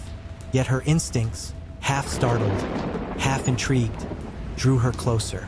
Maybe the voice was her mind playing tricks, which had happened before in moments of deep daydream. Or maybe someone truly hid behind a stump and called out. But why? Jessie stood beside the fallen limb. From this vantage, it looked less like a branch and more like a slender trunk. A thing once proudly alive, now felled by lightning or storm. She rested a palm against it. The bark felt warm, as though sun-soaked, though the path lay in shade. She exhaled and stepped back. "It's impossible," she murmured to no one. "I can't move you." The forest gave no answer. She laughed at herself, embarrassed, and turned in a slow circle. Nothing, only the hush, the quivering leaves. "Well," she said aloud, "if I'm trapped, I may as well rest a moment." With that, she perched on the branch, letting her feet dangle. A faint breeze stirred at last, carrying a resin scent and a hush of distant bees. She closed her eyes and tried to remember the exact phrasing of the voice. Had it spoken with a man's cadence? A woman's? She could not decide. She rewound the last minutes. The sunlit path, her scribbled observations, her distracted gaze. A branch this large must have crashed down only seconds prior, or she would have noticed. Could some unseen wanderer have pulled it across the track as a prank? But she'd heard no rustling, no footsteps. The puzzle teased her mind like a half-remembered dream. She drew her journal, flipped to a blank page, and began to write about a girl who met a talking forest. But the words came haltingly. She set the notebook aside and looked at the branch again. A slim, sturdy stick, more like a wand, lay broken loose from the larger limb, just at her feet. She felt an impulse to hold it. As her fingers wrapped around the wood, a gentle warmth traveled from her palm up her arm. She startled, nearly dropping it. It was as though a low hum vibrated through the grain. Jessie sat very still. The hush deepened, and then, from somewhere behind a ring of birch, emerged a stag. It moved with the grace of legends, white speckled in the shafts of light, though oddly asymmetrical. One antler branched proudly, a crown of 10 points. The other side was bare, the antler lost or broken at the skull. Its gait tilted slightly to counterbalance the weight. Yet the animal's presence still radiated dignity, even a quiet authority. Jessie froze, uncertain whether to hold her breath or greet it. The stag regarded her with eyes dark as oak knots, full of depth. Then it spoke. "What are you doing here?" The voice was deep, slightly raspy, older than any human voice, yet tinged with something almost boyish. Jessie's pulse vaulted to her ears, but she did not scream. She had imagined many impossible things. Now impossibility stood before her, asking a direct question. I'm walking," she answered. Her own voice sounded small, almost fragile. "This tree blocks the path. I sat to think what to do." The stag pawed at the ground, hooves shredding moss. Its breath steamed faintly, though the day was warm. "I felled that tree," it said. "I want you gone. Humans have taken enough." The words rattled inside Jessie. She felt the weight of them. She saw the stark assertion in his posture, head tilted, antler gleaming like pale bronze. And yet no fear rushed in. Instead, curiosity anchored her. She found herself studying the line of the stag's jaw, the grooves where the missing antler had torn free. The wound was raw, pink-rimmed. He'd lost it recently, maybe in the act of toppling the tree. "I don't want to harm the forest," she said softly. "I come here to think, to write. That's all." The stag stamped. "Think elsewhere." Jessie unconsciously dropped the warm stick. She leaned back against the fallen trunk and tried to gather calm. "You sacrificed your antler to keep people away?" she asked, her voice respectful. "Doesn't that hurt? A forest endures pain when your kind drags steel through it," the stag replied. "One lost antler is small." Jessie sighed. "I've never cut a tree. I only observe." Before the stag could answer, the voice that had warned her earlier sliced through the silence again. Louder now, vibrating with fiery command. "Pick up that stick!" The words made them both pivot. Jessie twisting, stag swinging its huge head. The clearing remained empty, only a hush and a faint swirl of dust. Jessie bent, lifted the slender stick again. At her touch, the warmth pulsed brighter. She looked to the stag. Confusion flickered in his gaze. His chest heaved with silent breaths. "Who speaks?" Jessie asked. The stag tilted his head, listening. "No one speaks but you." "I heard it," Jessie insisted. "Twice." They stared at each other. The stag's anger drained into uncertainty. "Your manner puzzles me," he said. "Most humans would be trembling or running." Jessie gave a small laugh. "I don't know why I'm not scared. Maybe because you speak politely, even when you're furious." He snorted. "Polite? I threatened to kill you." "But you didn't," she said. "You're reasoning with me. That's something." The stag's single antler sagged slightly. His eyes flicked away, then back. "What is your name?" "Jessie." "And yours?" He hesitated. "Names are weight among my kind. But you may call me Rowan, after the tree whose berries feed me in lean months." Jessie nodded. The forest seemed to exhale. For a moment, time felt braided between them. Human, stag, fallen trunk, warm stick. Then a gust rattled leaves overhead, and Rowan raised his head, ears twitching. Something inside him hardened again. "Leave," he said, though his tone lacked the earlier fire. "Before my purpose falters." "Your purpose?" She gestured to the branch blocking the trail. "To keep us out? To keep the worst of you out." He pawed. "Axes, carts, chains, they come deeper each year, taking more than they need. If that path stays blocked, many will turn around." Jesse looked down the silent trail. She remembered stories of logging crews seeking new stands of oak. She had never seen them but had heard their shouted orders, the clang of iron, carried on wind some mornings. Suddenly Rowan's desperation felt real. She touched the stick's end to the bark of the fallen tree. A tingle traveled through her fingers. Words formed in her mind, phrases about guardianship, about sacrifice. She glanced up. "Rowan, would you trust me for a moment?" His breath rose in clouds. "Why? I think this stick is unusual." She searched for the right explanation. "When I hold it, I feel as though I can shape things, not to destroy, but to imagine. Let me try to help." Rowan eyed the stick warily. "It is only wood, perhaps, but so is your forest." She gave a tentative smile. "Wood can be many things." The stag lowered his head, maybe in exhaustion, maybe in assent. Jesse stepped into a small patch of sunlight. She closed her eyes and lifted the stick like a quill poised above invisible parchment. She pictured the fallen trunk sprouting fresh leaves, embedding roots back into soil so that it became a living arch rather than a dead blockade. She pictured Rowan healed, antlers balanced, pain eased. She pictured a barrier that would deter machines yet allow respectful wanderers passage, those who carried nothing sharper than a pencil. With each image, she moved the stick through the air in gentle arcs. Traces of gold shimmer followed its tip, faint at first, then brighter, swirling like dust motes in afternoon sun. The forest seemed to hold its breath. A soft rumble sounded. Jesse opened her eyes. The fallen tree was changing. Bark smoothed, cracks sealed. Its roots slid beneath the earth, curling but not choking soil. The trunk lifted until it formed a graceful bridge over the path, tall enough for a stag but too low for a wagon. New leaves unfurled, shimmering green. Rowan backed up, all widening his dark eyes. He shook his shoulders. Bones shifted. The raw socket at his skull tingled. Before Jesse's gaze, a new antler pushed, branching swiftly, matching the first. He gasped, then tilted his head side to side as balance returned. Jesse's knees wobbled.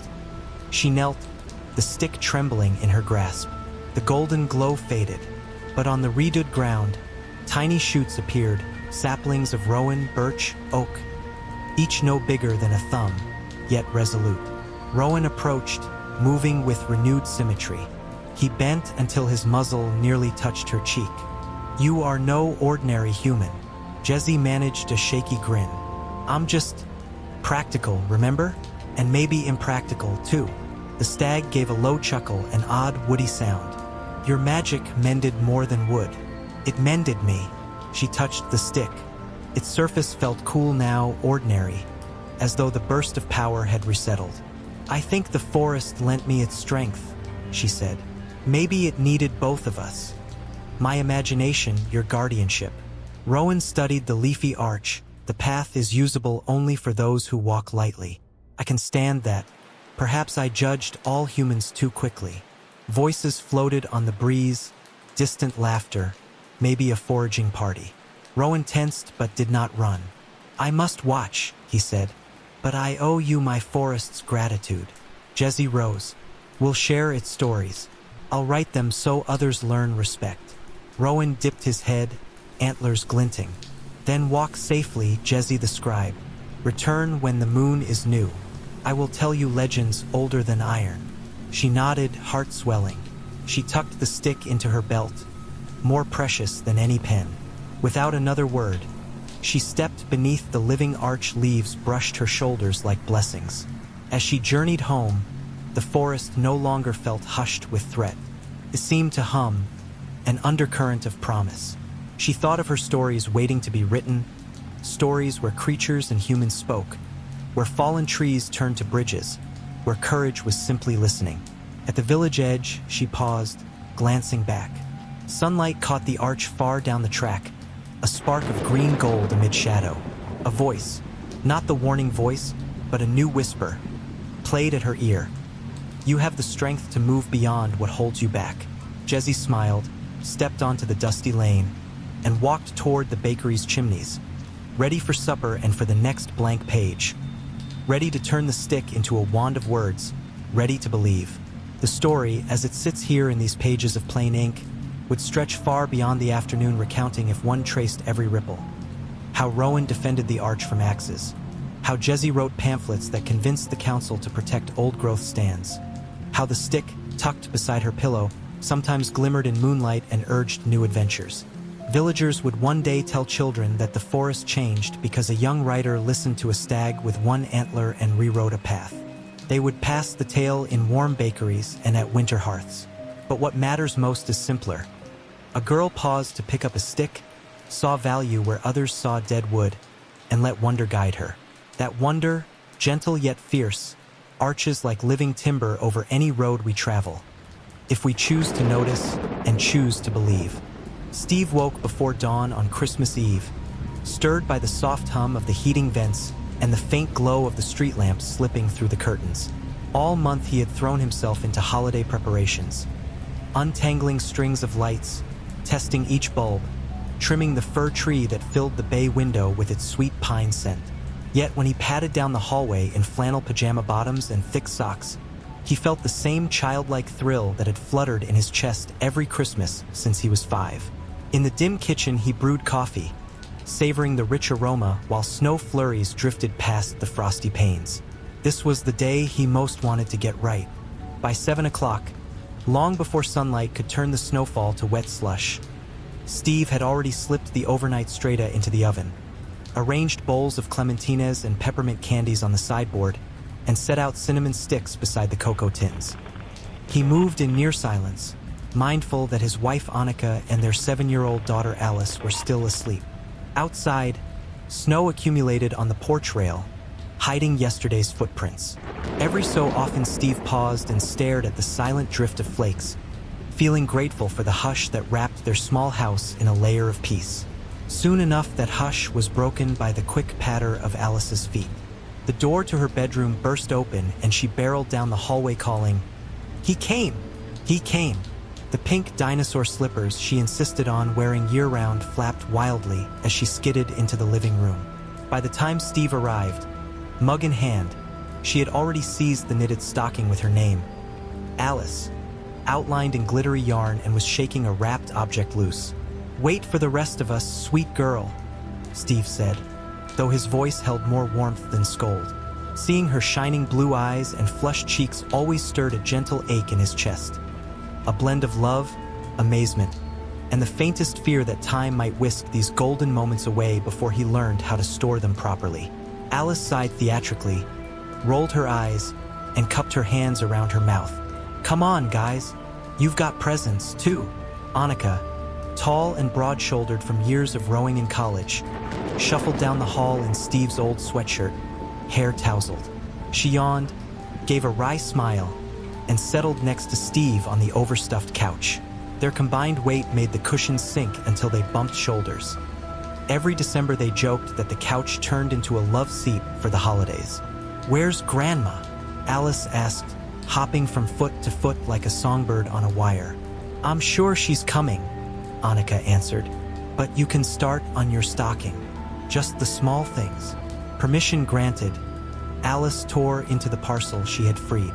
Colored tissue flitted through the air, draping lampshades and catching on the branches of the tree. Steve and Annika exchanged a knowing look. After all the bustle of shopping, cooking, cleaning, and wrapping, this untidy explosion of joy was exactly the reward they had been waiting for. From deep inside the stocking, Alice drew a plush unicorn.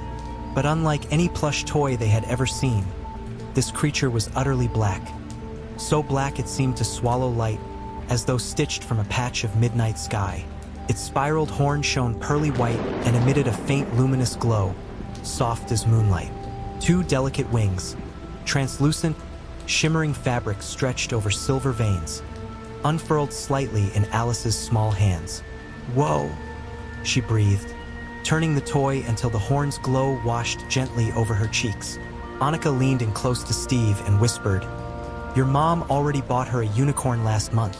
"I know," Steve whispered back. "She chose pink because Alice hates black. Did you see a box from your mom arrive this week? Anything that big?" "Nothing. And you know my mom. Everything is gift-wrapped, 3 layers with bows." Steve's brow furrowed as he watched Alice cradle the toy. Something about the plush's absolute darkness pricked a memory he could not grasp, like waking from a dream he once lived. For the rest of the morning, though, Alice's delight was the only thing that mattered. She named the unicorn Bella and insisted Bella sample everything. Nibble a corner of cinnamon strata, sip lukewarm cocoa with extra marshmallows, watch Christmas cartoons curled on the rug. When Steve steamed up the bathroom for Alice's nightly bath, she solemnly informed him that Bella needed one too, and so he found himself holding the winged plush over the bubbles while Alice scrubbed each hoof with lavender soap. Annika snapped a photo, shaking her head with amusement. Bedtime was a routine of comfort and ritual. Alice could not sleep unless Steve lay beside her and spun a new adventure featuring Mouse a Mouse, the brave princess who lived in a lemon-yellow castle ringed by snow-capped mountains. That evening Alice settled under her butterfly blanket, Bella squeezed close to her chest. The second Steve stretched out on the mattress, an act that always made him feel enormous in the pastel little girl world. She murmured, "Mouse a Mouse story?" He began, letting his voice soften into the cadence that had lulled her since toddlerhood. In today's tale, Princess Mouse a Mouse celebrated Christmas, received an abundance of gifts, and then saw her father, the king, clearly a fictional stand-in for Steve, brave a frigid night to help villagers whose cottages lacked presents and hot meals. Steve told the story slowly, repeating comforting rhythms until Alice's eyelids drooped. He tucked the blanket beneath her chin and pressed a kiss to her forehead.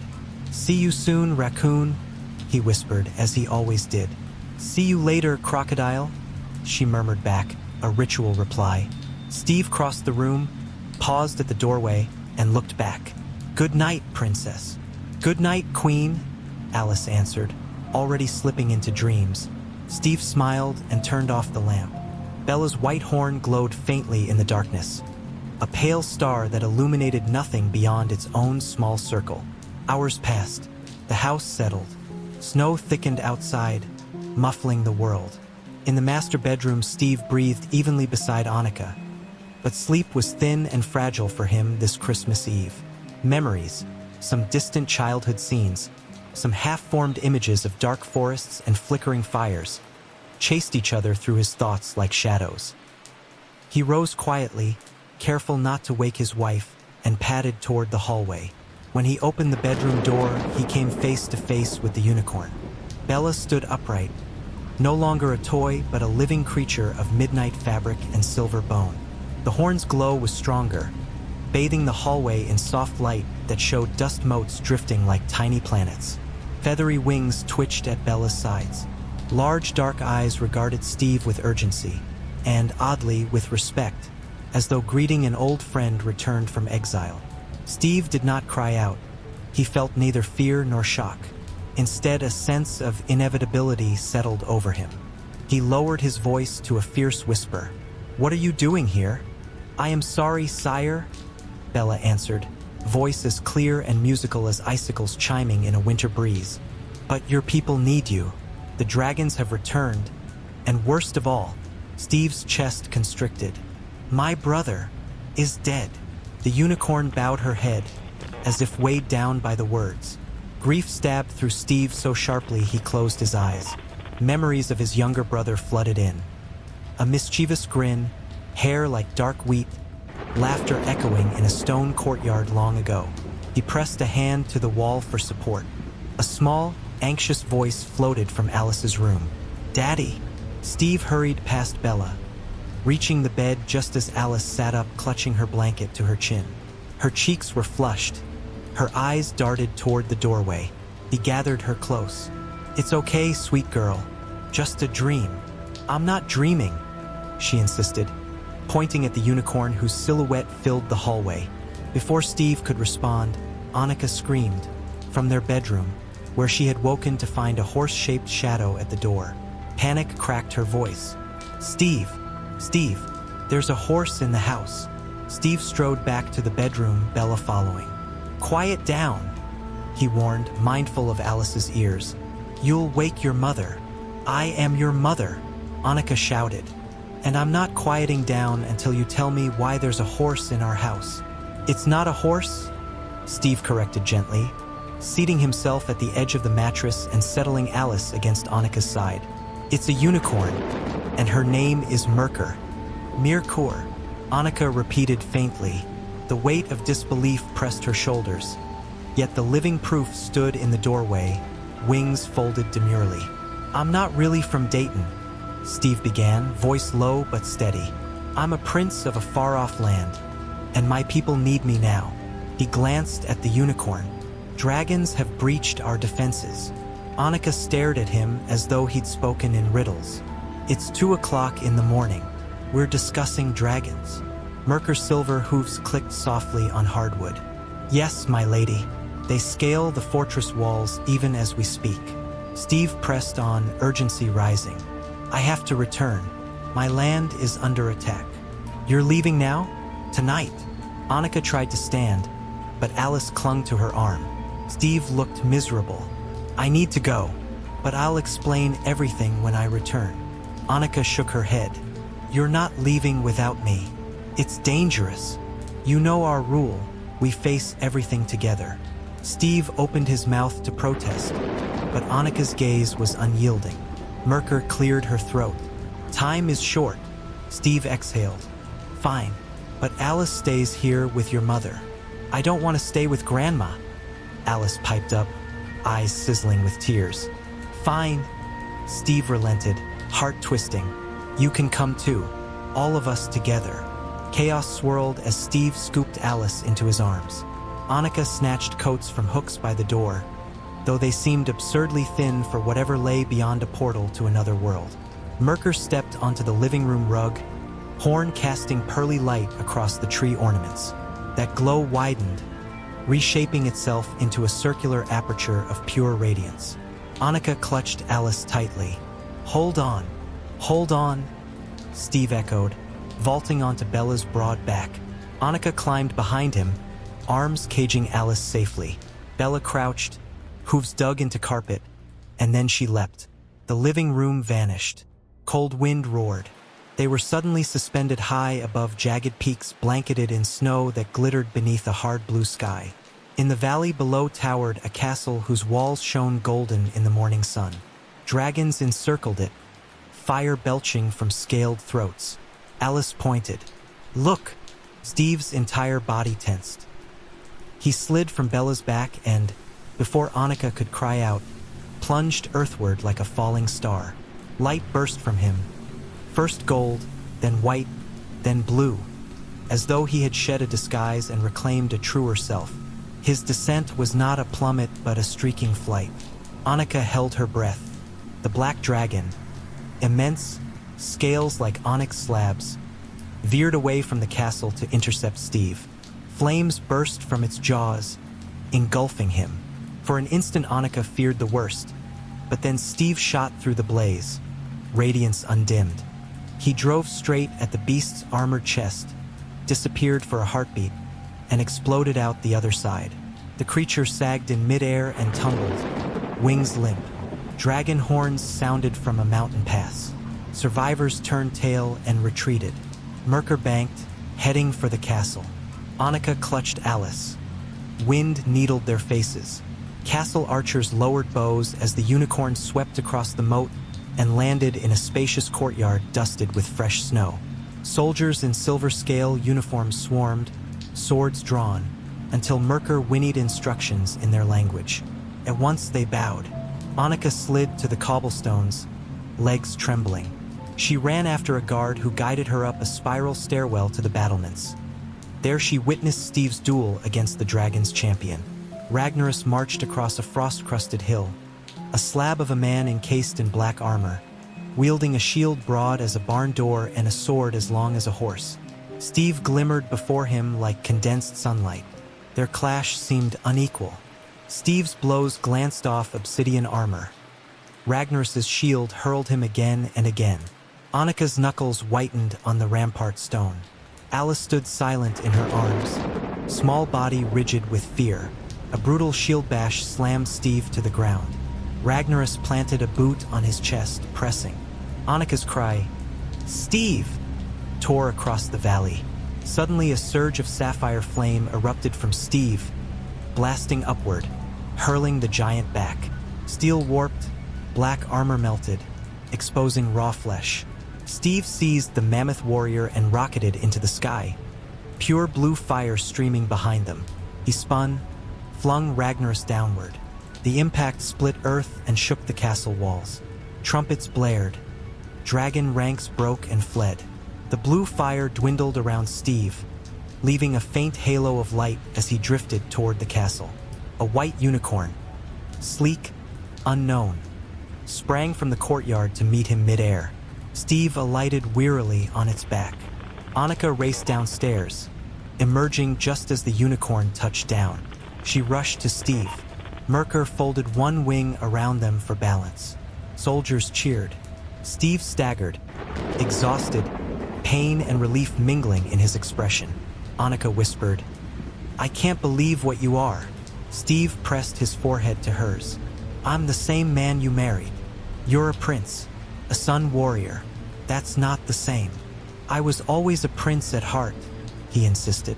"And a title doesn't change who I am to you." Annika searched his eyes and saw the truth. Beneath unfamiliar powers, he was still Steve, the kind-hearted man who left tips too big and sang lullabies off-key. Alice piped up, "Daddy, if you're a prince, does that make me a princess?" Steve smiled, weary but warm. "Of course it does, sweet girl. And since you beat the dragons, can we have a party? With cake?" Her voice trembled between fear and hope. Steve chuckled, though his knees wobbled. "After I rest a bit, yes. I think we can arrange cake." As guards escorted the family inside, servants bustled to prepare guest chambers and fetch hot soup. The corridors smelled of beeswax and pine. Tapestries glowed in torchlight. Merker padded alongside, hooves clicking softly. In the great hall, a fire roared, roasting spitted boar, and long tables filled with candlelight. During the next hours, palace healers tended Steve's bruises while Annika and Alice explored corridors hung with portraits. Kings and queens in ermine, warriors with starlight eyes, mothers cradling infants crowned by shards of light. Family history surfaced in whispers of guides. Steve's lineage traced back to the first son, a mythical hero who tamed dragons by light alone. When Steve emerged from the infirmary, bandaged but steady, a roar of appreciation rolled through halls. Banners were unfurled. Tables groaned under plates of sugared pastries, roasted chestnuts, wheels of cheese. At the head stood a towering cake swirled with white frosting and delicate sugar dragons perched in surrender. Alice squealed.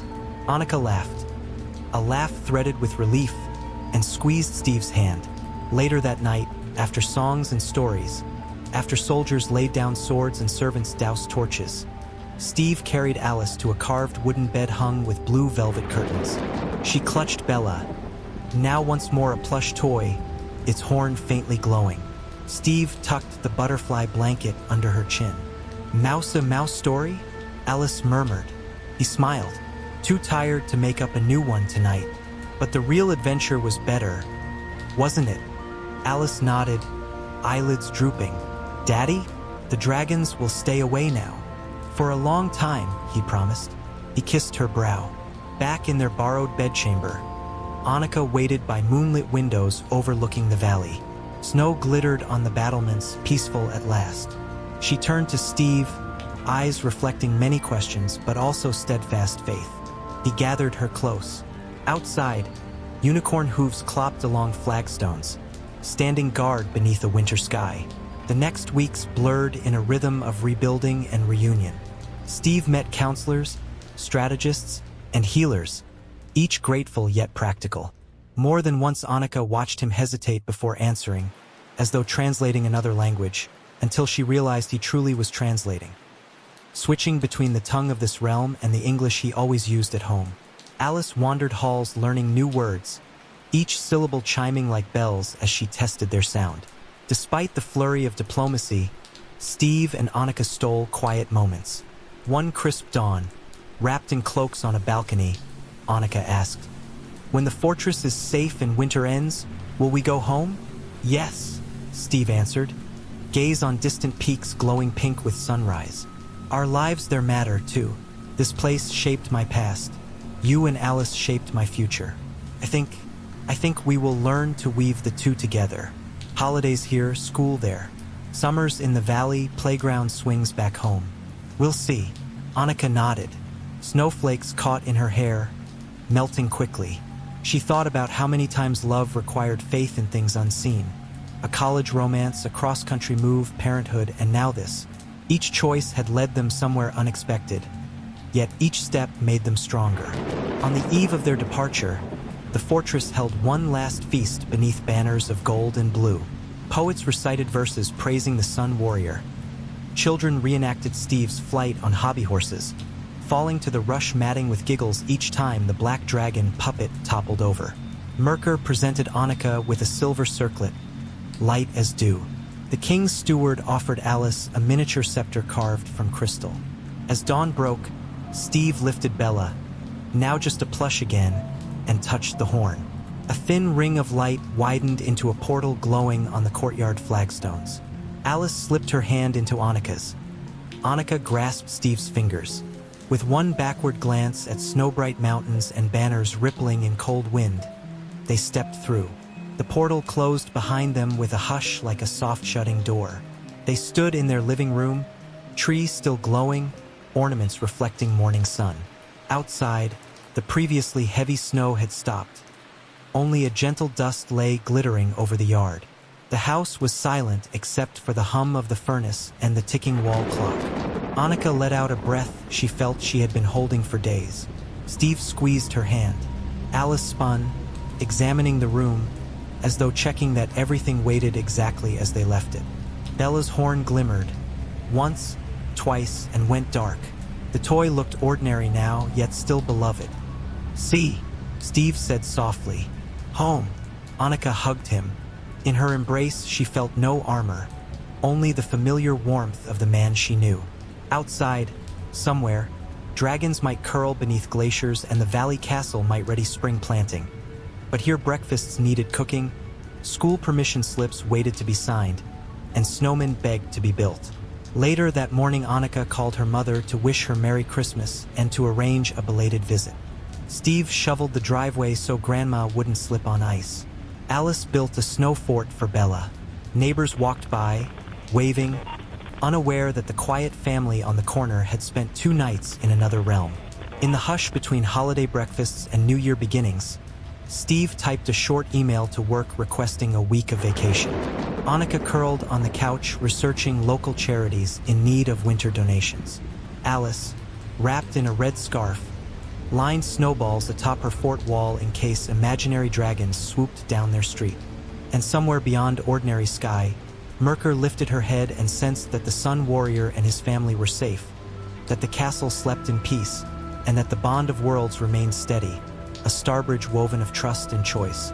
She unfurled her wings, soared over silent peaks, and vanished into the blue. The forest at the border of the human world and the tales beyond had always been busy with whispers, but it was never louder than when the lank gray wolf prowled beneath its high branches. From his earliest memories, half smell, half shadow, he had known that his own life would fold around 2 persistent hungers. The first was the hunger for meat, rich and hot between his teeth. The second was not for flesh at all. It was a hunger for stories, for the murmured sentences that drifted from cottages, from campfires, from the shimmering boundary where fact blurred into wonder. He carried both appetites in his lungs, and every breath tasted like a tale half told. On this bright spring afternoon, he padded along a game trail that curved as a brook might, smelling dandelions, wet bark, and the faintest hint of chimney smoke. Over and over his mind replayed a familiar picture. One floppy-haired boy in patched trousers, the lad who ran errands for the 3 foolish little pigs. The boy's scent was distinct, old dough, thyme, and the damp chalk of a riverbank. Today the wolf followed it the way a hound might follow a stronger beast. He glided through ferns, paused soundless on last year's leaves, until he sighted the lad at the edge of a clearing. The lad always hurried straight to the pig's new house of sticks or straw. The pigs never seemed sure until the moment they started building. The wolf supposed that the animal's problem was not shortage of materials but shortage of sense. He had brought down both of those flimsy huts more times than he could count. Still, each collapse tasted faintly disappointing. A tumble of sticks offered no great victory, and somehow the pigs always managed to sprint squealing toward the distant brick cottage where their smarter brother kept his hearth. The boy ran with them, waving his skinny arms, shouting advice.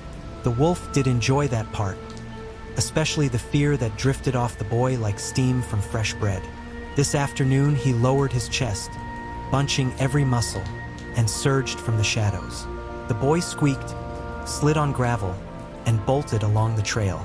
The pigs, today there were only 2, the plumpest missing, followed in panicked leaps. The wolf lost interest in the pigs immediately, his whole attention fixed on the boy's heels. He huffed great bursts of air, each exhale timed so the boy would feel breath against his calves. His nose filled with the scent of terror, as satisfying as blood. But he knew, the instant the boy darted into a sunny glade whose borders shimmered like a mirage, that the chase must end. The wolf's nails scraped the soil as he halted. He dared not cross that glimmering line. The clearing belonged to a cottage assembled from cinnamon-brown gingerbread, almonds, spun sugar window panes, and ridges of white frosting. Around it hovered a skein of magic so sweet that breathing it made his sinuses sting. Flowers that had no business blooming here, tulips, freesias, night-blooming jasmine, all unfurled side by side. Magic this thick always carried a price, and he suspected the price for stepping through would twist him into something ridiculous. A sheep's fleece, perhaps, or a yappy farm dog's hide. The wolf in him could not bear the risk of that humiliation. So he lurked among the beeches, sneezing into the leaf litter. The boy glanced back, half believing the sneeze signaled a charge, but the wolf merely watched. The lad scampered to the gingerbread wall, snapped off a cookie-sized hunk, and shoved it in his mouth. Then he slipped inside the cottage, and a woman's sweet voice drifted through the open door, a mother's lullaby. The wolf huffed one last frustrated breath. He would not eat the boy today. He would not even taste a piglet. His stomach felt hollow as winter. He turned away, remembering a day when hunger and terror had turned inside out. It was years ago, when he was hardly more than a long-legged pup, fur sticking up like grass in a storm. He had chased a fluttery blue butterfly across a sunlit meadow without noticing how far he strayed from his mother's watch. Just as his jaws snapped shut on blue wings, a pair of human arms lifted him off the ground. His teeth should have flashed out of instinct. Instead, when he met the eyes of the little girl who clutched him, all his wildness melted. She called him puppy, stroked behind his ears, and sang nonsense rhymes. She carried him straight through the gingerbread clearing, through the spell barrier without a single spark, and into the cottage garden where roses climbed the walls. They played until twilight dyed the sky pink. Then a stern woman stormed out, brandishing a broom. The wolf pup felt bristles crash against his ribs, heard angry words about fleas and filth and cursed creatures. He yelped, wriggled out of the girl's grip, and fled. Her tears followed him longer than the pain of the blows. He never forgot that garden or that girl's voice. Years later, he learned the girl had grown into Goldilocks, the young woman who found trouble and porridge in other people's homes. She no longer lived in her mother's frosting-scented cottage. She had built her own small house on the opposite side of the wood. She spent her mornings testing new recipes for biscuits and her afternoons trying to coax a thin, flying rug into the sky. The wolf doubted she remembered the wolf pup of her childhood, but he remembered her. He kept an eye on her door. Now, in the hush after the failed chase, with the pigless lunchtime gnawing at his belly, He veered toward Goldilocks's part of the wood. Even if she caught him hovering near the garden fence, she rarely screamed. More often she sighed, chided him, and slipped him a treat. Her biscuits were small and buttery with cardamom and honey, impossible to resist.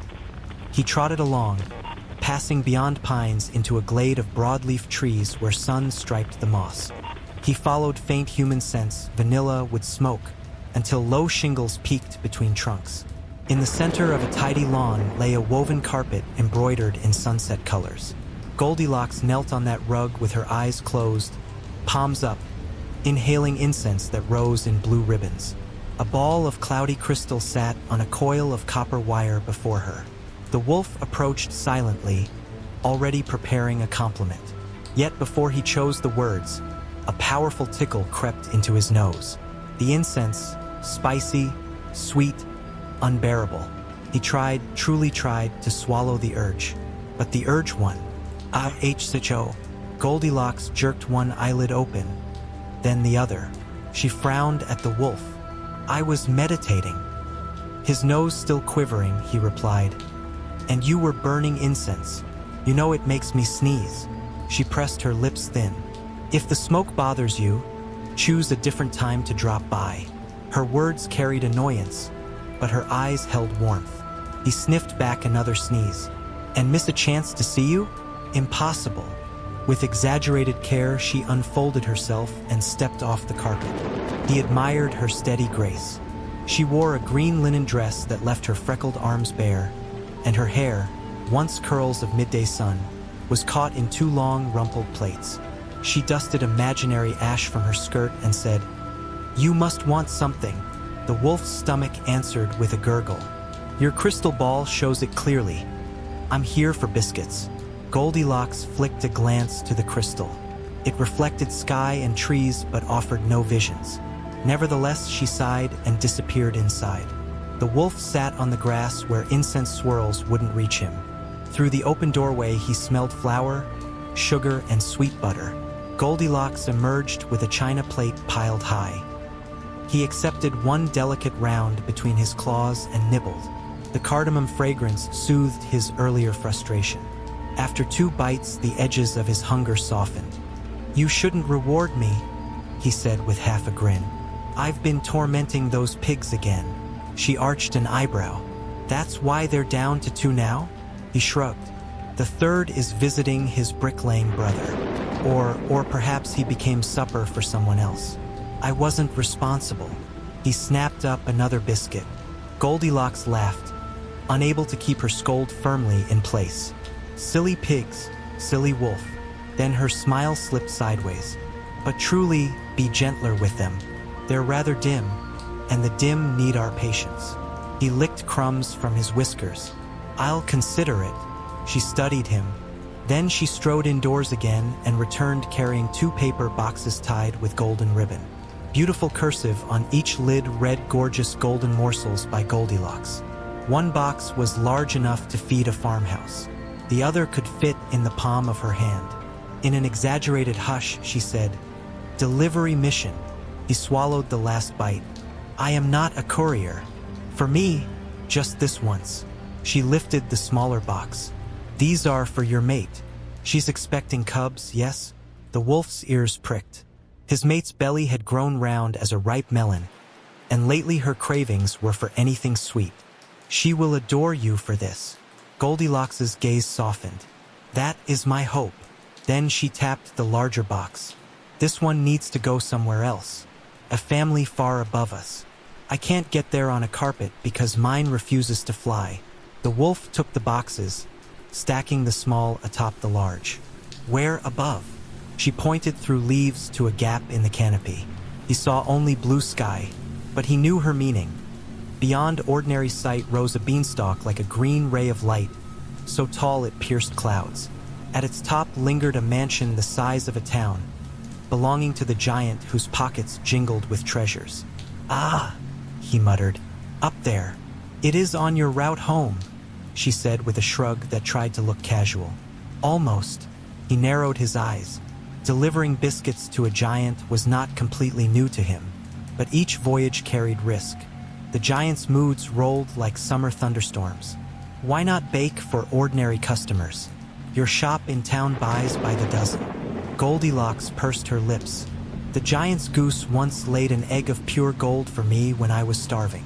I want to repay that kindness now and again. The wolf shifted, feeling the biscuit's weight. If the giant decides I look like a snack, your goose will not save me. She laid a hand against the coarse fur of his foreleg. I trust your clever paws, she whispered, and you will have something for your mate when you return. Those words sealed his decision. He secured the large box under one arm, balanced the small box on top, and trotted toward the hidden vine. As soon as Goldilocks lost sight of him, she knelt on her carpet again. She closed her eyes, letting incense wind through her nose, down into her lungs, out through dreams she hoped to shape. The crystal ball sat blank. She did not need it to see one vision: her wolf friend climbing into sunlit danger. She sent a silent wish after him. Then she thought of her own ambitions. If today she quieted her mind just so, perhaps the carpet would rise a finger's breadth.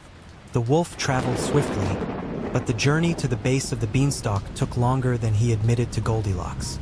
He skirted ponds, crossed 2 dry streams, climbed a slope where he paused to stash the small box in the fork of a birch, safe from jostling. While he climbed, delight bubbled in his chest at the thought of his mate's joy. She had been restless, nested in their den among blankets stolen from washing lines. Soon he would deliver sweetness to her tongue and safety to their unborn pups. At last the vine appeared. It dwarfed every tree, wide as a tower, leaves bigger than sails. The wolf studied tendrils that curled like bronze hooks. He retied the ribbon, then fashioned a sling from a fallen length of flexible vine to cinch the biscuit box against his back. He flexed his claws, placed one paw on a cooled lump of sap, and climbed. He moved with rhythm. Back paw to side tendril, forepaw to higher notch, shift weight, breathe. The vine's scent was green as cucumbers and strong as pepper. Halfway up, puffs of cloud laps dissolved against his muzzle. The world below shrank to a map of woods, meadows, rivers, no pig houses discernible. His muscles burned, but he climbed steadily. Near the summit, the stalk thrust through a cloud dense as fleece. The damp chilled his whiskers. He emerged into brilliant sun and a garden whose size always shocked him. Rolling lawns, hedges as tall as pines, cabbages big enough to sleep in. A stone path led past rows of beans that dangled like rope. Beyond stood the mansion. Its windows were circles, each large enough to be a full moon. The goose awaited him, preening its snowy feathers beside a bronze tub of grain. Its beak glinted gold as if it had kissed too many treasures.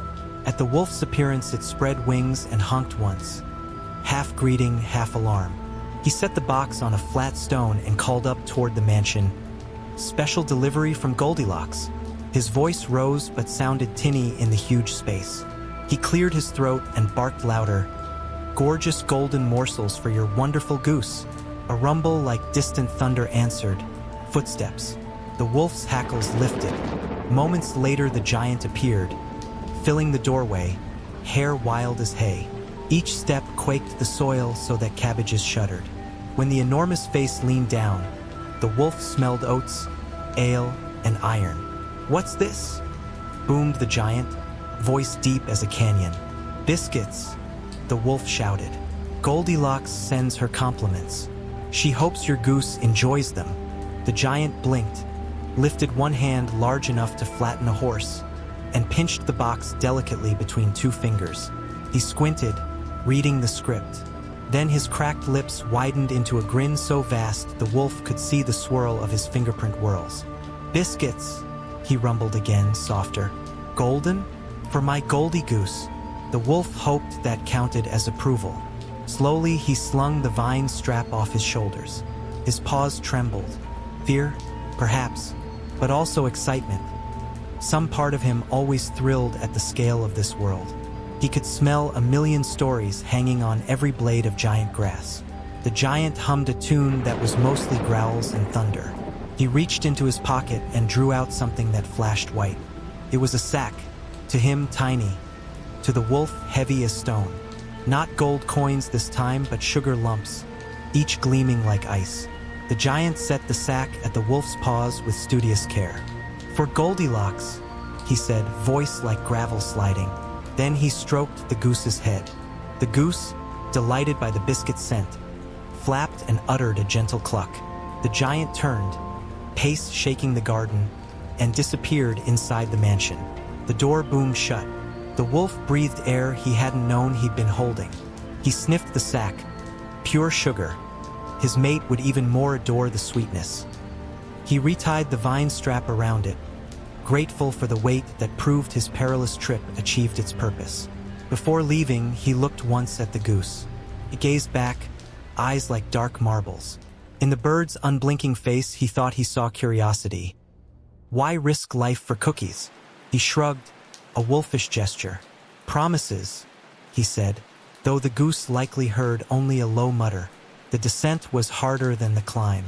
His muscles trembled, the sack's corners jabbed into his spine, and the cloud was colder on the downward passage. Partway he had to pause, cling with 3 paws while massaging a cramp from the 4th. But he reached the earth before sunset, panted under a hawthorn tree, and drank from a spring. Then he recovered the small box for his mate and trotted forestward, paw pads sore but spirits high. Night settled blue.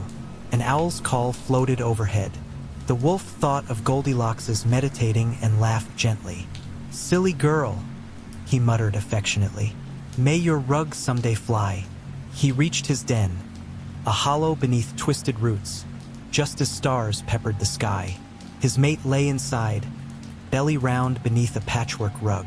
When she saw the golden box, she perked ears, whining with joy. Together they nibbled the biscuits, crumbs soft on their tongues. They had never tasted cardamom before, and the spice warmed them. Later, when she slept, the wolf padded outside, sat under moonlight, and looked toward the distant beanstalk shining like a silver scratch against the night. He thought of the boy he had chased, of the pigs who rebuilt, of the goose who laid miracles, of Goldilocks bent over incense and hopes. He knew by dawn he would be hungry again, and tomorrow the world would tempt him with new mischief. But for this moment he was content, belly half full, heart tugged between savagery and tenderness. The forest rustled with stories, each leaf a page.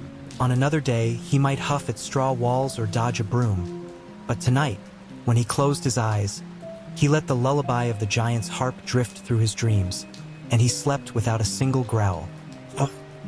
The night was drawing its velvet curtain over the quiet suburb when Grace Calver finished rinsing the last dinner plate and hung the dish towel on its hook. Upstairs, her 7-year-old daughter, Ella, was already in pajamas, toothpaste-smudged smile shining beneath a tangled curtain of chestnut hair. Every evening Ella requested the same worn pink storybook, the one with a rosy-cheeked princess twirling on the cover, birds braiding her hair, and a happily ever after waiting on the final page. Grace loved that story once, too, but repetition can dull the luster of even the sweetest jewel. Tonight she wanted to give her daughter a different tale, something thornier, something that might whisper fresh questions instead of singing the same lullaby. Grace stepped into the softly lit bedroom, its pale walls warmed by the glow of a floral nightlight. Stuffed animals guarded Ella's pillow like plush sentries in candy-colored uniforms. The child patted the empty space beside her, pink book balanced on her knees. "Princess story?" she chirped. "How about we try a new book?" Grace suggested, fishing a slim, violet-jacketed volume from behind her back. The gilt letters on the spine spelled the Evil Queen. Ella's brow puckered. "That one's scary. She wants to hurt the princess." Grace sat, smoothing the comforter. "Stories can have more than one side, honey. Maybe the queen's reasons matter, too." "I don't get it. She's just mean." "So we've always been told," Grace replied. "But nobody's born mean. Let's see what this says." Ella hesitated, then nodded. Grace opened the book, its pages smelling faintly of cedar and old ink. Once, across a silver sea and beyond forests where the trees sang morning duets, there lay a land called Enchantment. In Enchantment, the oaks traded jokes with bluebirds, and the streams harmonized with breezes that skipped across mossy stones. A girl walked through that forest nearly every day. Her name was Molly. She wore a robe the color of ripening plums, her black hair shining like raven feathers against skin brushed by the sun. When she passed, squirrels tapped branches in rhythm, and wildflowers leaned to catch her song. Molly's voice was clear and high, a lilting trill that braided itself into the woodland chorus. Ella wriggled beneath the quilt. "She sounds like a princess already." "Let's listen," Grace said, tracing the next paragraph. Molly loved the forest more than any ballroom tale she'd ever overheard. Yet she sometimes paused in her wandering and asked the squirrels whether she would ever meet a kindred soul.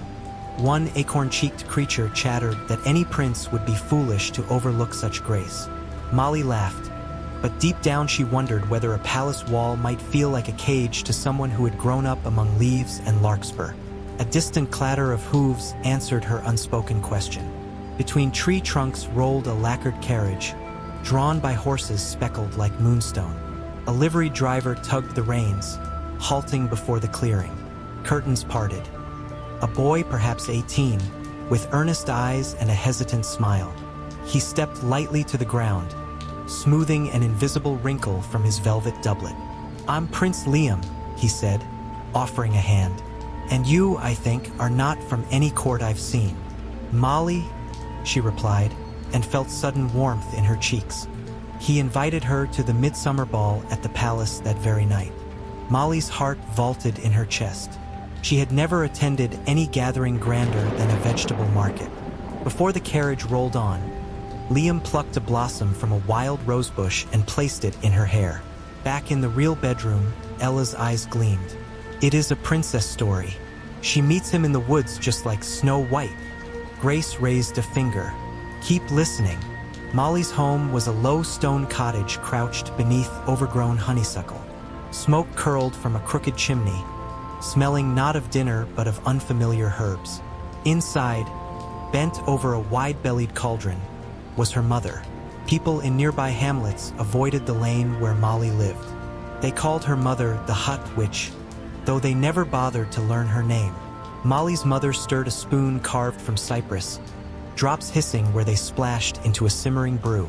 "I met someone," Molly ventured, voice trembling with secret excitement. "No prince sets foot in these woods," her mother snapped without looking up. "He did. He invited me to his ball." The spoon paused mid-circle. Slowly the older woman straightened, shadowed hood falling back to reveal eyes the color of river stones, hard and luminous. "A ball? You know what royals do with forest folk? They laugh at us or lock us away." Prince Liam was gentle. He listened while I spoke of woodlarks and wolf pups. "Naive child." The mother stepped closer, yet something in her eyes softened. "But perhaps the boy has courage." She surveyed her daughter's worn robe. "Turn once. Let me see." Molly rotated. Her mother's fingers traced symbols through the steam. A spark flared. The plain cloth shimmered into folds of amethyst silk, threaded with silver vines. Molly gasped, touching the bodice. She threw her arms around her mother. For a heartbeat, suspicion and affection tangled in the older woman's eyes. But then she returned the embrace. When Molly darted to her room to prepare, the mother's smile flattened. She crossed to a locked cabinet. Inside, nestled among dusty jars, a flask labeled poison winked darkly under candlelight. She lifted it, contemplating the viscous swirl. Ella gripped Grace's wrist. "She is the evil queen, or a mother trying to protect her daughter," Grace murmured. She turned the page. The royal ballroom glowed with chandeliers. Courtiers parted as Prince Liam escorted Molly down the marble staircase. Gasps followed her like perfume. They danced. A spinning sweep through candlelight that blurred silk and sapphire into a single color called joy. Outside on a moonlit balcony, he bent to one knee, reciting vows of dawns shared and sorrows halved. Molly answered yes before the word finished leaving his lips. Among the watching faces, Molly's mother tilted her head, curiosity sharpening into calculated interest. After the wedding feast, Molly and her mother moved into a turret suite overlooking orchards. Stone corridors replaced birdsong, yet Molly hummed as she arranged flowers on windowsills. Her mother traveled to the old cottage, returning with trunks of vials. She spoke gently, almost cheerfully, of cultivating rare talents. Weeks later, Prince Liam roamed the village square, bestowing compliments on passing maidens. When Molly watched unseen from a high window, a thorn pricked her heart. Her mother appeared beside her, gaze following Liam's flirtatious bows. "Men are born to wander," she remarked. "No spell changes that." Molly's laughter from their wedding seemed distant. In its place, unease grew roots. That night she fled to the forest, tears sliding silent paths down her cheeks. Trees bent low in sympathy, leaves brushing her shoulders.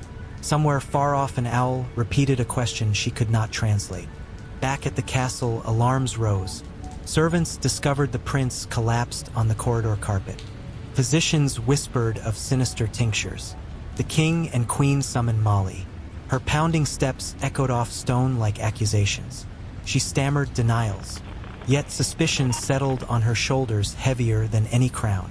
Grace paused, voice low. "What do you think happened?" Ella nibbled at a thumbnail. "Did the mother put poison in him?"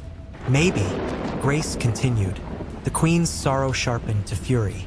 "You came from nowhere," she told Molly, "bearing spells we never invited."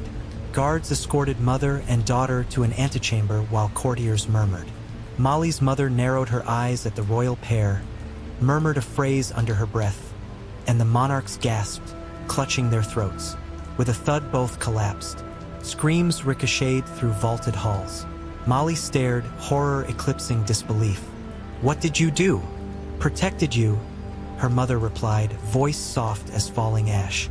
"They would have destroyed us." She cupped Molly's chin. "You have power beyond birdsong. Let me show you." She led Molly through secret passages to a crumbling tower, shelves lined with scrolls and moon-pale crystals. "You hear the voices of trees because magic thrums in your veins," she explained. "I hid you, fearing the world would exploit or punish what it doesn't understand. But hiding made you weak." Over days that blurred into months, she trained Molly in incantations, calling wind to twist candle flames, coaxing vines through cracks in stone. Molly learned swiftly, though a shadow of grief haunted every success. The kingdom meanwhile branded them traitors, mourning 3 royals lost to mysterious sickness. Patrols searched forest paths, villagers whispered of curses. Mother and daughter hid among ruins where even owls avoided perches. One dawn, Molly confronted her teacher.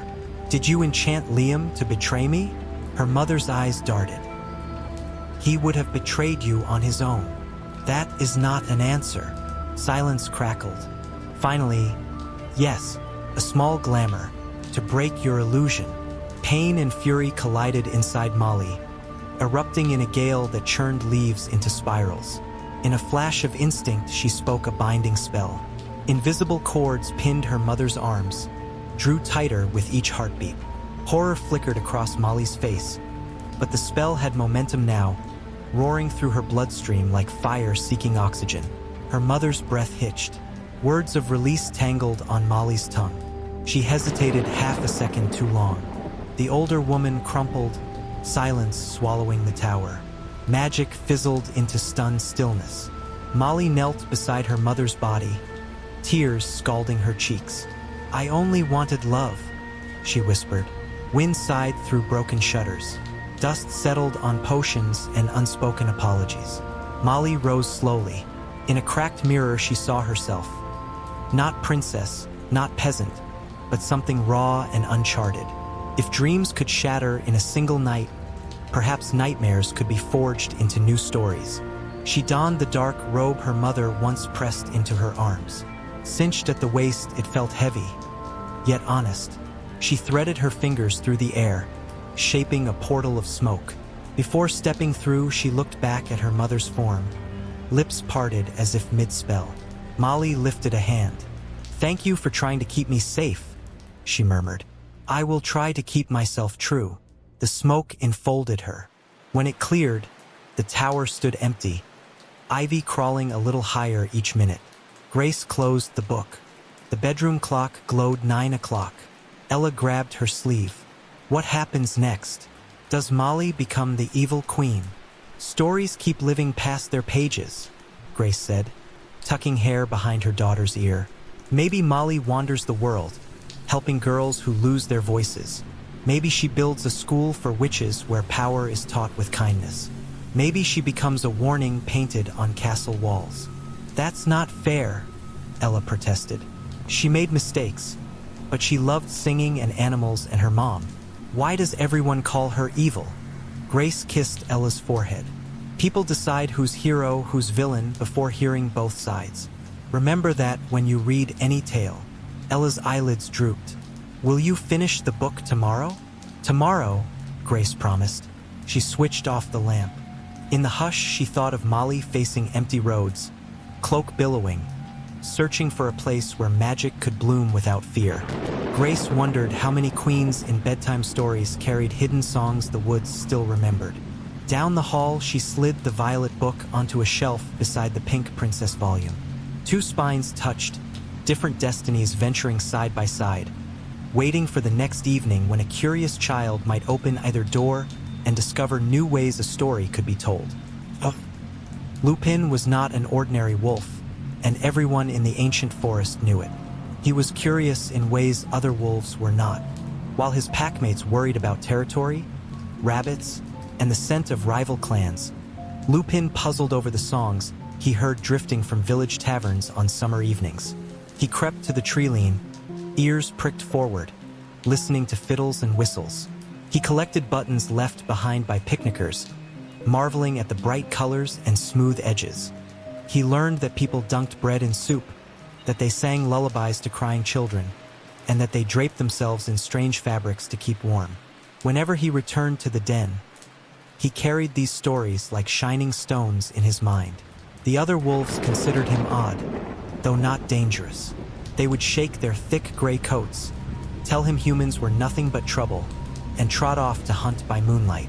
Lupin stayed behind, nose pointed toward distant chimney smoke, wondering what it might feel like to sit at a table and taste spiced broth. On a cool autumn dawn, the air smelled of leaf mold and wood smoke. Lupin padded along a half-forgotten trail near the forest's edge. Ribbons of mist curled between tree trunks, and frost jeweled the last violet asters. Then a new aroma drifted on the breeze. Yeast, honey, a hint of sea salt butter melting on a hearthstone. Bread, fresh, golden, still steaming. Lupin's ears flicked forward. His stomach answered with a growl so loud a crow leapt from its perch. He followed the scent 100 paces through ankle-high ferns until he reached a clearing no wider than a pond. There a small cottage crouched beneath a steep thatched roof. Clay chimney, red shutters, a sill crowded with potted sage.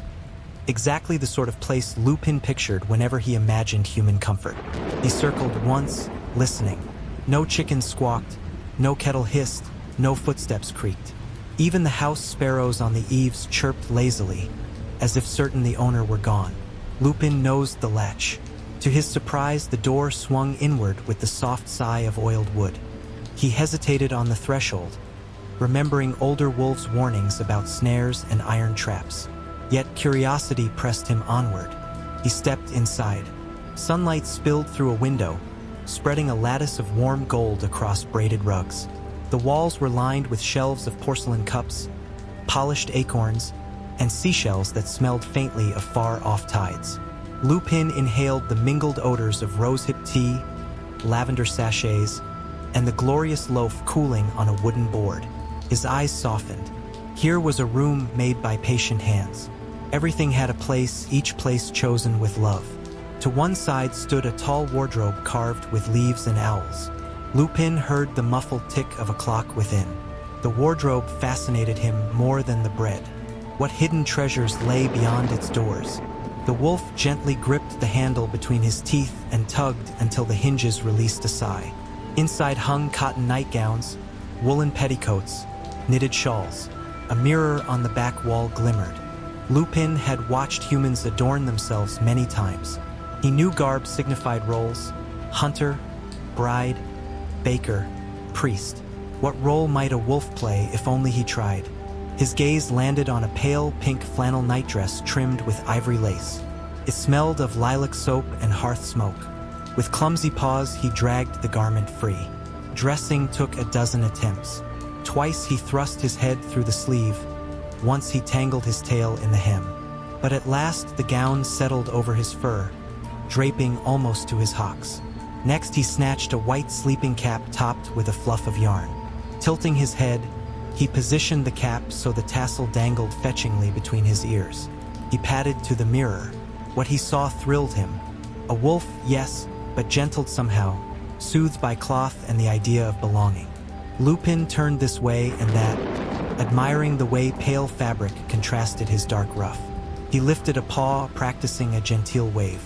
He bowed, bent knees trembling with suppressed laughter. For a moment he believed he could pass among humans if only they forgot to look too closely.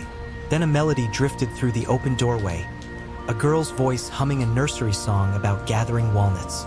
Lupin froze, nose twitching. He peeked outside. A child approached along the moss-bordered lane. She wore a cloak deep as ripe cherries, its hood thrown back so sun-gold curls glinted. On one arm she carried a wicker basket lined with a checkered cloth. Under her breath she recited the verses of her errand. Butter for grandma, jam for grandma, bread for grandma. Each line ended with a skip. Lupin recognized her from Tavern Chatter. Little Red Riding Hood, the miller's niece, known for kindness to singing birds and for wandering off roads.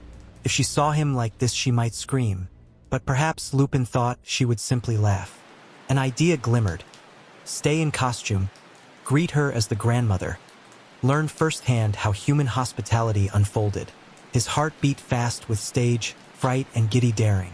He slipped into the bedroom, crawled beneath a patchwork quilt, and arranged pillows behind his back. He drew the covers to his chin, leaving only muzzle and eyes visible. The nightdress tickled his whiskers. The cap slid askew. Lupin cleared his throat, lowering his growl to a trembly falsetto. Footsteps pattered across the stoop. Hinges squeaked. Red Riding Hood stepped inside. "Grandma," she called, voice both confident and cautious. "Come in, dear," Lupin answered. He practiced each syllable in his head.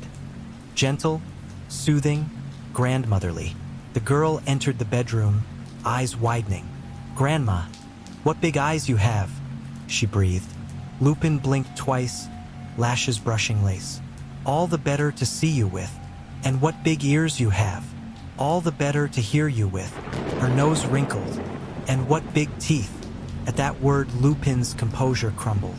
The absurdity, the tension, the scratch of frills against his fur, all erupted in a bark of laughter. He hurled back the quilt. Cap flew. Nightdress gaped. Little Red screamed. A blur of crimson cape whooshed down the corridor. The front door crashed. Lupin sat amid rumpled bedding, heart hammering with sudden shame. He had meant a harmless prank. He had wanted to taste kindness. He had terrified a child instead. Outside, hoofs thundered. Boots pounded earth. Lupin felt the shift in air a moment before the woodsman burst through the doorway, axe gleaming and eyes wide with protectiveness. Lupin raised one paw, nightgown sleeve dangling. "Wait," he began. Steel flashed. Pain seared through fur and bone. Darkness swallowed the room. Lupin's last breath tasted of lilacs and fear. Yet death was not the end. When light returned, it was soft, greenish, filtered through panes of glass shaped like crescent moons. Lupin lay on a velvet chaise in a round hall hung with tapestries. One depicted a mirror rimmed in ice, another a spindle dripping crimson thread, a third a rose enclosed in crystal. Candles burned smokeless flames. Chairs gathered in a semicircle, and in each sat a figure Lupin recognized from whispered legends. The crooked-nosed witch whose spite conjured flying monkeys, the horned sorceress who cursed a newborn to eternal slumber, a lean red-haired imp famous for spinning straw into gold. They studied him with expressions ranging from curiosity to wry amusement. At the center stood a man in spectacles and an oatmeal-colored sweater. He smelled faintly of peppermint tea. His calm presence reminded Lupin of the hush before snow. "Welcome," the man said. "I'm Carl. You are in the realm of redemption. Lupin's tongue felt thick. Am I dead? In the ordinary sense, yes, Carl replied. But existence is larger than one ending. Here we examine the roles we played, the choices we made, the stories that shaped us. Lupin listened as Carl explained the rules. No one remained villain or victim forever. Each resident attended daily gatherings, shared memories, identified 3 alternate choices they might have made. Upon genuine understanding, they earned a silver token. 10 tokens opened a door back to life, though not necessarily the old life, and a chance to write new chapters. The others introduced themselves. Maleficent's eyes gleamed with melancholic dignity. The Wicked Witch chuckled, stirring an invisible cauldron.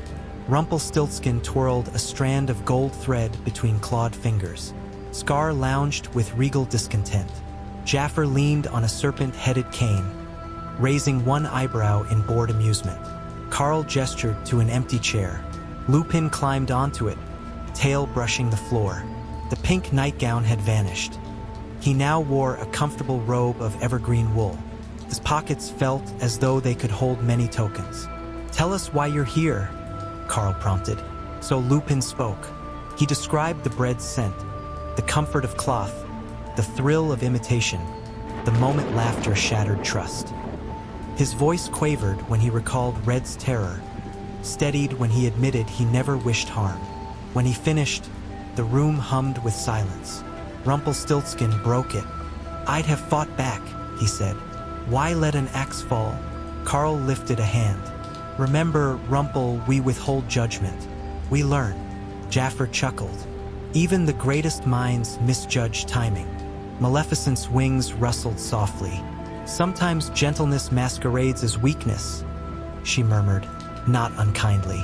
The Wicked Witch leaned forward, green-faced thoughtful. "Tell me, Wolf, if you could revisit that cottage, what would you do differently?" Lupin pictured the scene. Bread steam fogging the window, wardrobe door ajar, a child's knock.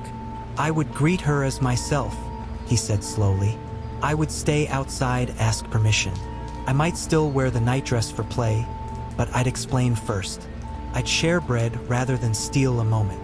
Carl nodded. Honest reflection earns understanding. He made a note in a leather journal. Soon the meeting ended. Chairs scraped back. Carl reminded them all to prepare 3 alternative actions for the next session. The Wicked Witch and Maleficent remained for anger management. Scar sauntered toward the door, flicking his tail.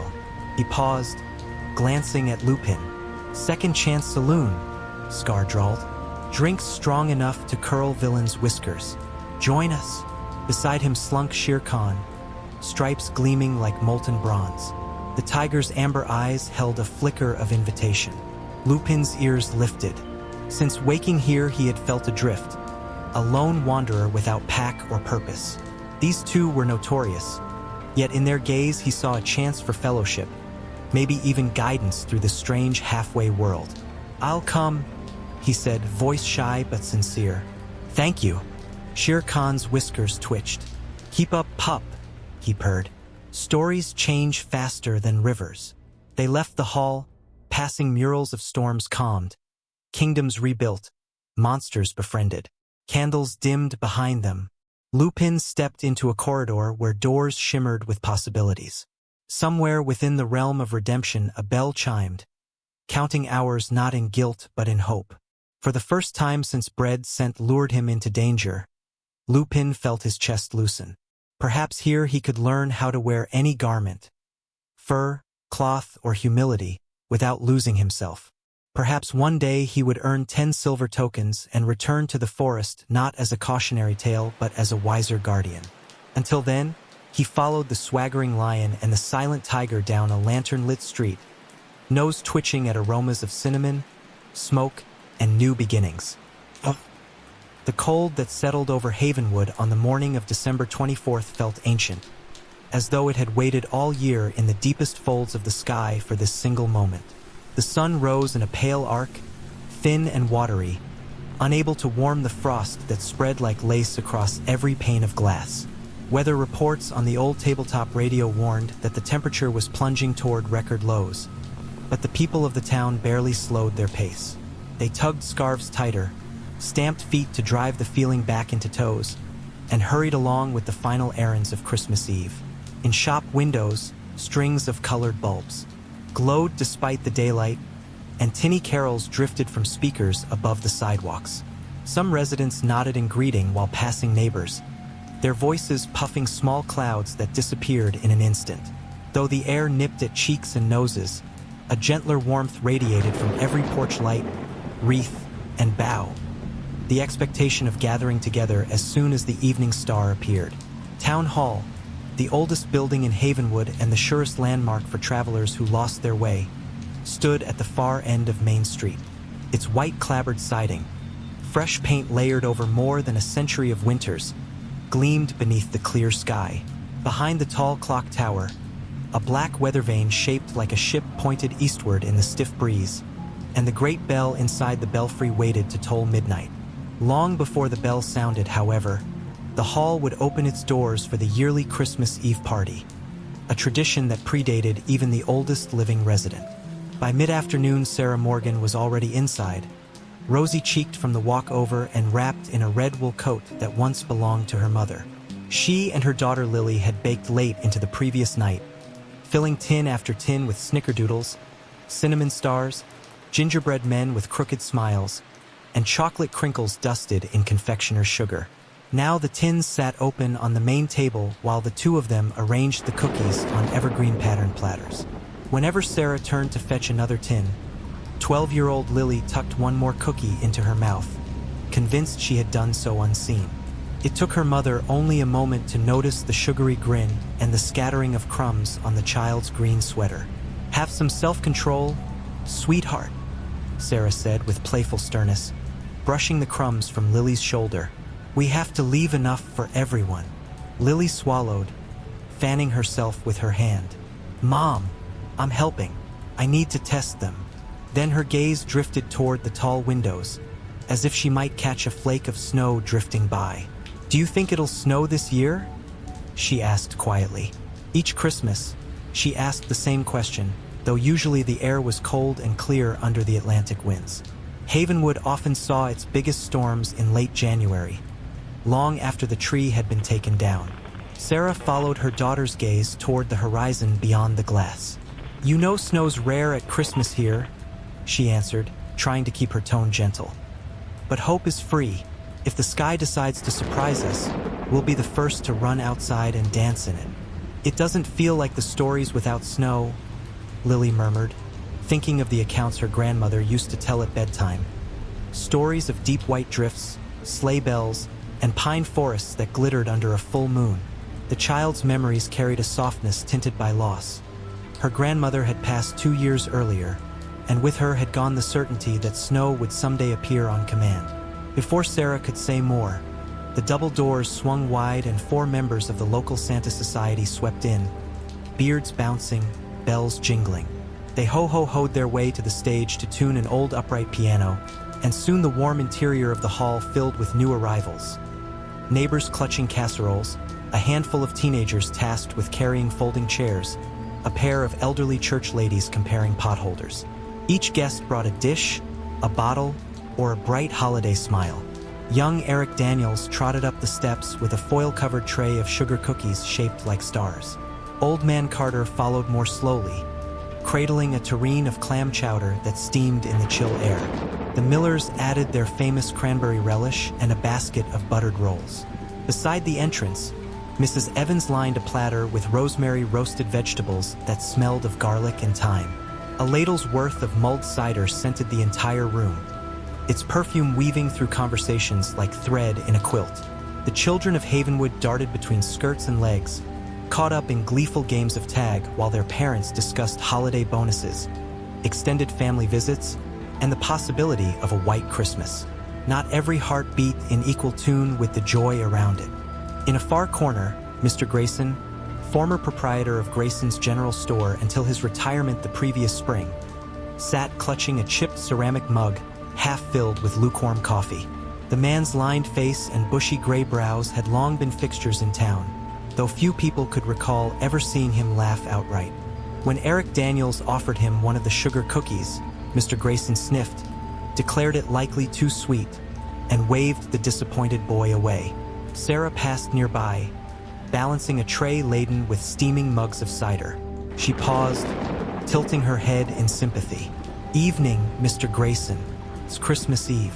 Might be a fine time to indulge in something sweet. Christmas Eve, Christmas Day, Christmas fuss," Mr. Grayson muttered, though his expression softened at the corners. "I'm here, aren't I? That'll have to be enough."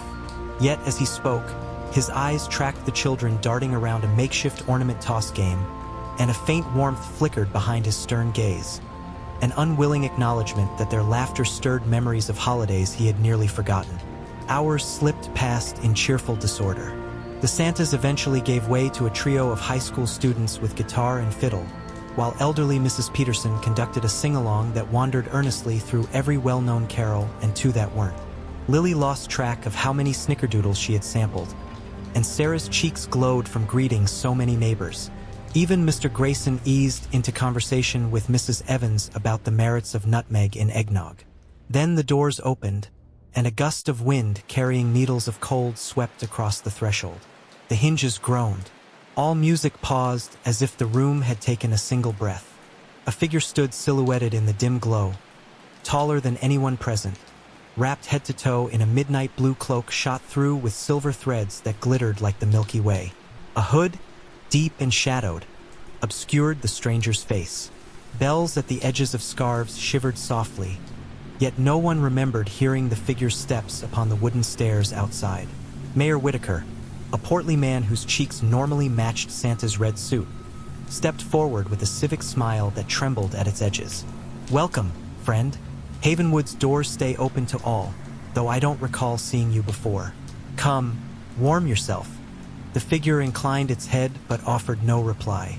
It moved into the hall with measured grace, taking in every corner as though glimpsing the place through rivers of time. Whispers followed in its wake.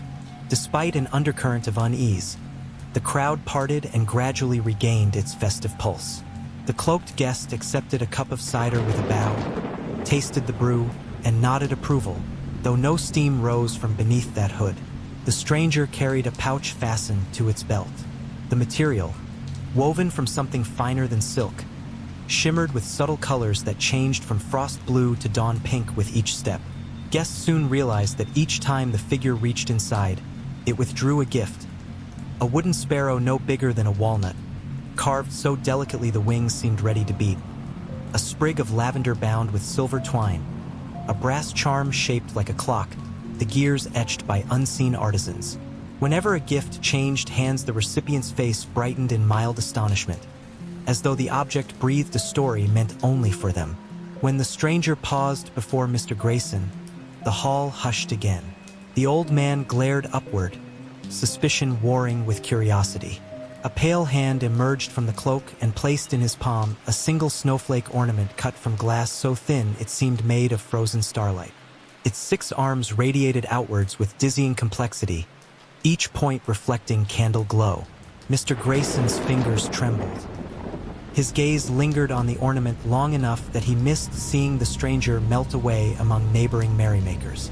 Lily watched everything with wide eyes. She marveled at how effortlessly the cloaked guest found exactly the right token for each soul. The widowed Mrs. Roberts, silent in her chair, received a locket that warmed to the touch. The shy Phillips twins each received a silver thimble that rang like a bell when tapped. And yet no gift came Lily's way.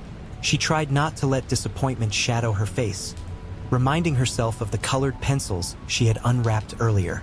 Her art teacher knew her heart, and that was gift enough.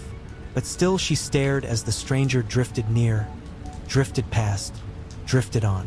When names were drawn for the traditional exchange of small wrapped presents, Lily joined the queue near Town Hall's banner-draped stage. On her tag she wrote brightly colored pencils from Mrs. Rivers, "Thank you," and tucked the label under the curling ribbon so a friend might find them useful. Laughter bubbled through the crowd as packages changed hands. A scarf crocheted in spiral green changed hands for a penguin figurine. A jar of local honey swapped for a pair of woolen mittens. The evening glowed with shared generosity. Once Lily returned to her seat beside her mother, she noticed the cloaked figure near the massive tree at the back of the hall. It stood between the branches as though born from shadow and candlelight combined. Its pouch glimmered. With careful steps, it approached Lily's row. Her heart lunged. She sat up straighter, and the figure paused before her. A hush fell thick enough to muffle even the crack of frost outside. A pale hand emerged, holding a box no bigger than a teacup, wrapped in opalescent paper that caught every light in the room. Lily's own hands trembled. She looked to her mother, who met her eyes, smiled gently, and nodded. Only then did Lily accept the parcel. The paper was crisp, cold, and it shivered under her fingertips. When she pulled away the ribbon, the paper flared briefly with light, then fell away to reveal a snow globe of breathtaking craftsmanship. Inside the crystal sphere rested a perfect model of Havenwood. Each house stood in miniature, each shutter the right color, each wreath in place. Street lamps glowed with tiny flecks of phosphorescence. A mirror-smooth pond reflected a sliver of moon. The level of detail stunned the crowd. People leaned closer, pointing. They saw their own roofs, their own porches. Even Sarah gasped as she recognized the Morgan family's stoop. Lily held the globe as though it might dissolve, her eyes shining. She looked up to thank the stranger, but the cloak had turned away, gliding toward the doors. Before anyone could speak, wind gusted. The doors swung on their hinges, opened for a heartbeat, then closed with a hush that felt final. The figure was gone. Only a faint shimmer remained in the place it had stood. The room exhaled. People moved again, voices layering excitement upon wonder. 100 theories sprouted at once. Some whispered of angels, others of old New England folklore, still others of travelers from distant realms moved by holiday spirit. The mayor tried to restore order, but good cheer wound its way around every doubt. Mr. Grayson, snowflake ornament cradled in his palm, lingered beside Mrs. Peterson to describe the glassblower he once met in Boston, though even he was smiling. Lily, globe pressed to her chest, felt as though her ribs had opened for a sky of stars. When finally the clock tower chimed 9, families yawned and collected coats. Snow had not fallen, but a new hush draped the night. The wind cut sharper. The Morgans stepped onto the front steps of Town Hall, thanked friends for gifts and conversation, then turned toward Elm Street, their breath-white ribbons before them. Lily's fingers ached from holding the globe. She tucked it inside her coat. All the way home, she imagined setting it on her nightstand to keep watch while she slept. But sleep came uneasily. Moonlight streaked across Lily's bedroom rug. She sat cross-legged on her bed, holding the globe in both hands. Snowflakes whirled inside the glass, swirling among rooftops and steeples. The lamplight inside the sphere flickered, though no mechanism was visible. She shook it gently, and more flakes tumbled. Whispering to the stillness, she made her wish.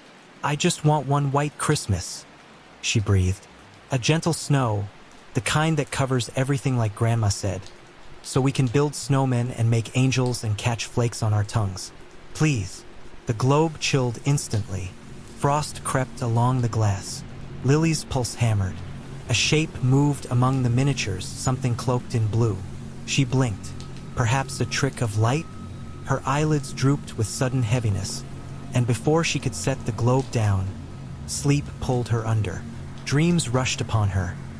Flakes drifting, drifts rising, roofs sinking. Snow beauties twisted into something fierce and deep, swallowing streets. She fought to wake, thrashing until morning's early half-light seeped across her window. A thunder crack yanked her fully awake. Branches snapped outside. Alarmed voices rose downstairs. Lily ran to the window and stared. Havenwood was unrecognizable. Snow had fallen overnight in amounts no memory could recall. Drifts leaned like white cliffs against houses. Cars reduced to lumps slumbered under mantles of white. Power lines sagged dangerously. In some places they had snapped, the cables frozen in looping arcs between poles. The sky still spilled flakes the size of moth wings, adding to the silent turmoil. Sarah's voice drifted up the stairwell, fraught with worry. The generator had failed. Phones were dead. The radio crackled with outages. Lily clutched the snow globe, searching for the blue-cloaked figure, and there it was, standing in the miniature town square, as though bidding her forth. She felt a chill wind inside her ribs. She dressed in layers, scribbled a note for her parents, and slipped from the house into the blizzard. To reach the town square, she waded through knee-deep powder. Every step was a gasp. Trees bowed under ice, limbs cracking like rifle shots. The hush of the storm pressed against her ears until her thoughts echoed. She passed neighbors sealing windows, shoveling futile paths from porch to gate, calling to one another across impassable yards. Some recognized Lily and beckoned her indoors, but she forged onward. She could feel the cold globe in her pocket, pulsing like a second heart. The square was deserted, buried beneath a crystalline sea. The fountain, centerpiece of summer festivals, stood frozen mid-cascade. Snow had sculpted it into a glittering tower. Beside its base stood the cloaked figure, exactly as in the globe. Its cloak rustled, though no wind seemed to touch it. The face beneath the hood shimmered with colors that defied description, aurora hues alive in shifting patterns. Frost smoke curled from its breath, though Lily doubted it breathed in any human way. She stumbled forward, snow clinging to her boots. "Please," she called, her voice raw. "I want to take the wish back." The figure raised a hand, paler than moonlight, textured like carved ice. "What is unmade must be remade," it said, voice ringing like chimes struck by winter wind. "Gifts carry weight equal to yearning." Lily's cheeks burned from cold and shame. "I never meant for people to be hurt. There is always a cost," murmured the ghost of Christmas wishes. "But intention shapes outcome. You may rewrite what you asked, if your heart carries no selfishness." The specter extended its shimmering pouch. Inside swirled light and shadow, as if midnight sky had torn a pocket in daylight. Lily reached within and felt not fabric but the hush of falling snow. She drew out a fresh ribbon of frost, intangible yet solid, urging her to speak anew. "I wish," she said slowly, crafting each word as though building a fragile bridge, "for the snow's beauty to remain, but tempered, so our town can share warmth and help one another, not fear. I wish for everyone to be safe, and to remember kindness long after the snow melts." Silence answered. Then the snowy air paused, as though the world inhaled. The ghost bowed. Its cloak unfurled and dissolved, scattering into countless shimmering flakes that blended with the storm. Lily remained alone beside the fountain. She pressed the cold ribbon to her chest. It melted into her coat, leaving no trace. The blizzard did not end abruptly. Instead, winds calmed, flake by giant flake. The snowfall softened until the air filled with tiny spirals lit by the newborn sun. By afternoon, Havenwood had emerged from the whiteout into a storybook hush. Silence broke gently with neighborly shouts. "Generators on! Soup at town hall! We've got blankets!" People formed lines to shovel paths, share supplies, check on the elderly. Eric Daniels led younger children on sleds converted into improvised supply wagons. The Phillips twins volunteered to mine toddlers in the church basement so parents could clear rooftops. Mrs. Evans organized a communal pantry, and Mr. Grayson, gruff Mr. Grayson, opened his closed storefront, built a roaring fire in the old potbelly stove, and brewed coffee for whomever needed it. Residents who entered expecting scolding found instead a quiet man dusting shelves, the glass snowflake twinkling in his breast pocket. In the days that followed, newspapers from Boston sent reporters to cover the miracle storm of Havenwood. They wrote about the unprecedented snowfall, but more about the spirit of collaboration. Neighbors uniting, strangers sharing resources, divides melting like snow in the sun. Lily kept the snow globe on her sill, now quiet. The town inside glowed faintly at night. Sometimes, when moonlight touched it just so, she glimpsed the faint outline of a cloak drifting through miniature streets before vanishing among glittering pines. Years later, every Christmas Eve, Havenwood gathered again in Town Hall. Children and adults alike would glance to the doorway when a gust of wind rolled in, half expecting the return of the midnight blue visitor. The cloak never appeared, But each December some small miracle unfolded. A lost dog leading rescue workers to an elderly man fallen on ice. A blanket drive gathering triple the goal. Reconciliation between old friends. People attributed these moments to the season or coincidence. But Lily, now older, understood that wishes carefully reshaped would always find a way to manifest. Most often through ordinary human hands guided by the gentle nudge of something unseen. And once in a great while, during the deep night when snowfall hissed against window panes, Lily would imagine she heard the distant sound of ice crystals chiming, like laughter scattered on a winter wind, whispering a reminder, what we ask for matters, how we give matters more. I first began to imagine a career as a butler on a quiet autumn afternoon, the kind of afternoon when the whole countryside seems to hush and the smell of leaf smoke drifts through tall windows. I had stretched myself on the sunny flagstones of the breakfast room where his lordship likes to read the Times, and a thought simply bloomed in my mind. Jeeves, I said to myself, your name alone cries out for the dignity of service. All the great human butlers answer to Jeeves, and here you are, bearing the same fine title by coincidence, or perhaps by destiny. I washed a paw and studied my reflection in the copper warming pan that hangs by the hearth. A sleek, coal-black coat, free from dust. A white bib as crisp as the starch in a valet's shirt front. Whiskers like silver wires. Bright green eyes steady and alert. With very little effort, I already looked as though I had been born to glide through paneled corridors announcing callers and decanting the sherry. The only thing missing, I reflected, was a polished cane to tap smartly on flagstones and a bowler hat to tilt in greeting when I visited the village. Those small items would turn a well-presented castle cat into a legend. The more I thought about it, the more certain I became. I was a natural. I lived in Melbury Castle, a pile of mellow stones set among rolling English lawns. Generations of Melburys had opened and closed their lives behind those thick oak doors. The castle contained 73 rooms, 7 staircases, and for secret passageways that even I had not fully explored. Each winter a dozen fireplaces roared and crackled, and each summer the great hall smelled of polish and roses. It was, in every way, the proper stage for a butler's quiet gliding tread. What butler could resist such surroundings? One concern gave me pause. Lord Percival Melbury, the owner of the castle and master of everything beneath its slate roofs, was already advanced in years, 89 last Michaelmas, and hardly likely to hire a brand new servant in the usual way. Moreover, the human who had held the position of butler, old James Withers, had passed away scarcely 3 weeks earlier. James had served since his own youth. His first wage packet bore the date 1943. He had known every creak in the floorboards, each smudge on the silverware, and the personal history of every decent bottle in the cellars.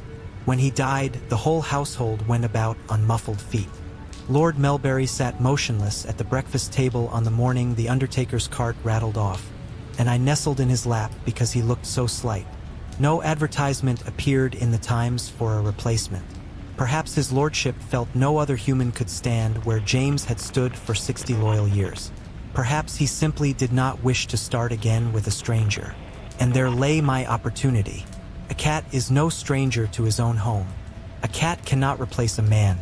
It is true, but he can ease a man's loneliness.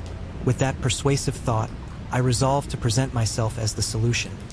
A butler already on the premises, familiar, discreet, economical, and, should it matter, sporting a coat that required no laundering. The sticky problem of wages seemed easily solved. I required no coin. I had my snug basket beside the scullery stove. I had the occasional pinch of cold salmon or shard of Stilton whenever cook looked the other way. I had the castle's many lofty window seats for my afternoon naps. In exchange for assuming official butler duties, I would request only 2 practical accessories: a cane of dark wood with a shining ivory knob, and a bowler hat properly fitted to a feline head. I would need faint adjustments, small cuts in the crown so my sensitive ears might remain erect, for a flattened ear leads to deafness and embarrassment. The hatter in Middle Drury Lane was reputed to tackle any challenge. I would ask for nothing more, yet even a cat, especially a cat, sees the value of a second opinion. After breakfast, I set out to locate Ginger Tom, my neighbor and occasional confidant. Ginger Tom is a large fellow of rough manners and enormous appetite, striped like a circus tent and scarred from innumerable border disputes. He is older than I by 2 seasons, a fearless gossip, and a connoisseur of discarded fish heads. Because Tom lives mainly in the garden and scorns most forms of bathing, I could always find him by smell long before I spied his orange bulk among the vegetable rows. On that particular morning, his usual straw-littered hollow near the strawberry patch lay vacant. I stalked the cabbages, trod the carrot rows, sniffed around the compost heap, and called his name in my most commanding tone. Finally, I discovered him curled beneath an elephantine rhubarb leaf, breathing deeply of post-feasting exhaustion. He snored on his back, pudgy paws in the air, whiskers splayed like a broken fan. A wave of ancient fish odor rolled off him and set my eyes watering. Summoning courage, I jabbed his ribs. "Tom, wake up."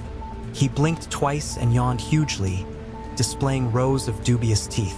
"Yow, Jeeves, what's the emergency? Badger invasion? Terrier in the rose bed?" His voice bud with sleep.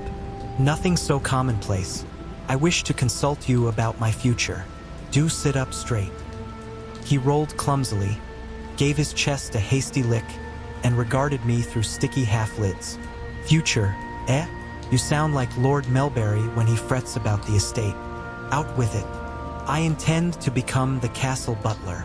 Tom's bleary stare sharpened. "You? A butler?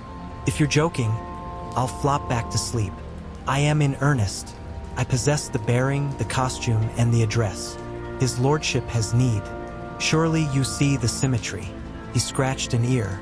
"The suit you have by nature, true enough, but a butler's more than a coat. A butler fetches and carries and stands on ceremony. A butler must nip nagging footmen in the bud and wrangle tradesmen and fetch the cab for honored guests. You think you can manage all that on 4 paws? Besides, the old man hasn't exactly offered, has he?" "I plan to propose it myself," I replied. "This evening, in fact. I shall present my case persuasively. Lord Melbury is not ungenerous, only frugal, and I am a bargain." Tom sneezed. "You are an optimist, Jeeves. I prefer realist. One must form a sensible career path." He gave a low chuckle that rumbled through his barrel chest. "All right, realist. Go and ask him. But mark my words, if you want the part, step up today while he's freshly fortified by dinner and a cigar. By tomorrow, he might find some nephew to do it. And when he turns you down, don't come whining in my rhubarb patch." His cynicism stung but did not dissuade me. I left him hunting more sleep and spent the afternoon brushing every smudge from my coat, polishing my claws upon the walnut leg of Lord Melbury's escritoire, and rehearsing phrases in the mirror of the blue drawing room. At 7:30, when I knew his lordship would be digesting roast beef in the lounge, I glided to the heavy door, tapped politely, and entered. The lounge smelled of cherry tobacco and crackling fire. Lord Melbury sat sunk in a leather wingback chair, slippered feet upon a footstool, a goblet of brandy glowing beside him. His white hair, of which he was inordinately proud, persisted in 3 disciplined waves above his brow. Behind half-moon spectacles, his eyes tracked the progress of the flames. He glanced over the rims. "Evening, Jeeves. Come to warm your whiskers." I remained at a respectful distance. "If it pleases your lordship, I have a small matter for professional discussion." That raised a bushy brow. Most evenings I spoke only to purr or request a scratch behind the ear. He set aside his newspaper and gestured to the opposite chair. I leapt up, arranged my tail, and met his gaze. "Your lordship is aware," I began, "that James Withers has sadly departed this mortal realm." A shadow flickered across his face. "Indeed, 60 years he served. The castle feels hollow." "I share your loss, sir. In times of change, one must look forward with prudence. You require assistance. Someone to maintain order, greet visitors, manage errands in town, tidy the accounts perhaps." "Jeeves," he interrupted, "are you suggesting I hire you?" "With all humility, yes. I reside here already, I know the routines, and I would request only modest remuneration. Namely, the purchase of a properly fitted bowler hat and a gentleman's walking cane." For several heartbeats he stared at me. Then, most undignified from an aristocrat, He laughed, a deep, amused rumble that shook his shoulders and misted his spectacles. I waited in silence. Laughter must run its course like a summer squall. At last he wiped his eyes. "You are, without question, the most enterprising cat I've encountered. A butler." He chuckled again, shook his head, and then sobered. "Yet, I confess, the notion has charm. You keep the schedule, you wake me at dawn for breakfast whether I will or no, and you never overcharge for anything. The castle ghosts respect you, or so the maids claim. Perhaps you are the obvious candidate." He raised his brandy, studied the amber. "Very well. The position is yours, under probation, of course." He leaned forward, eyes twinkling. "But mind, a proper butler must master a profound dignity. No chasing dust motes, no leaping onto the mantle. I shall conduct myself with flawless decorum, sir, and will procure your hat and cane at once. You start tomorrow." I inclined my head. Never had victory tasted so sweet. I left the lounge in measured steps, but once beyond the door I bounded down the passage, tail streaming behind me like a banner. Next morning I caught the 8:15 bus to Middle Drury Lane. The driver raised an eyebrow. Cats seldom paid fares. I, however, brandished a courteous letter from Lord Melbury authorizing charge to the estate. I sat upright on the worn leather seat, surveying hedgerows whizzing by, planning purchases. At Felix and Fellows, gentlemen's outfitters, a cane of dark mahogany topped with a smooth bone handle caught my eye. I paced the length of the shop, tried its weight, tapped it on oak boards. Satisfied, I allowed the proprietor to wrap it in brown paper and tie it with blue string. Across the street, Miss Portnoy's millinery displayed bonnets, boaters, and several serviceable bowlers.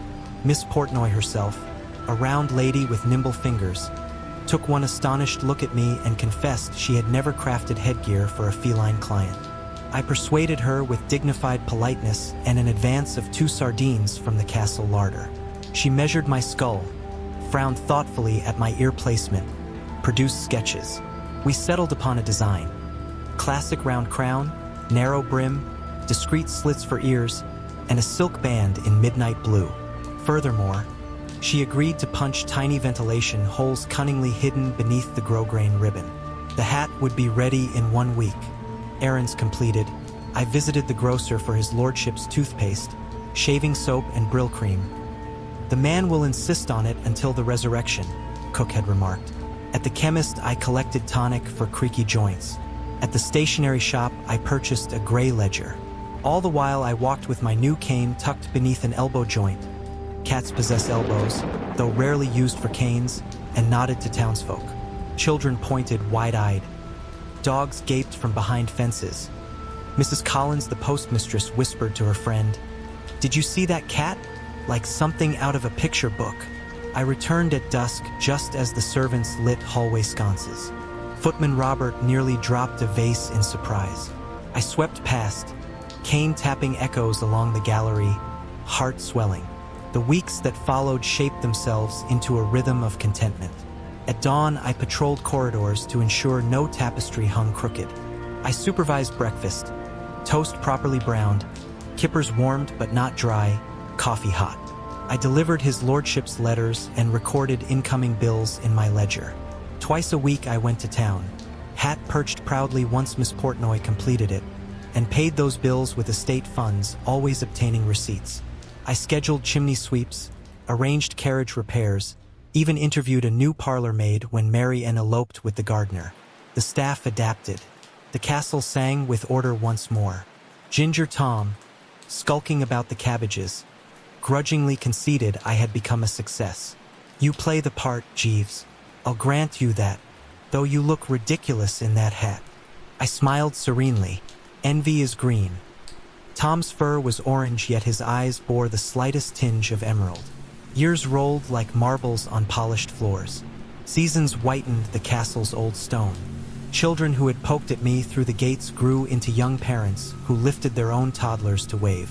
My routine seldom varied. Sunrise rounds, midday errands, afternoon tea laid with precision on a tray of Sheffield silver. Lord Melbury aged gently, though his stride lost length and his silver mane thinned. On his 95th birthday, he raised a glass and toasted, "The best butler this family has known. 4 legs or 2. I answered with a glossy purr. I was 10 then, prime age for a castle cat, but time is greedy. At 11 my joints stiffened. At 12 I lost the keen edge of sight in my right eye. At 13 I felt winter in every bone. The hat still fit, but the cane became a crutch rather than an ornament. When I passed Mrs. Evans the housekeeper in the hall, she sometimes murmured, 'Poor Jeeves.' Thinking I did not hear, now we arrive at this evening. Outside, the October wind drones like distant organ pipes.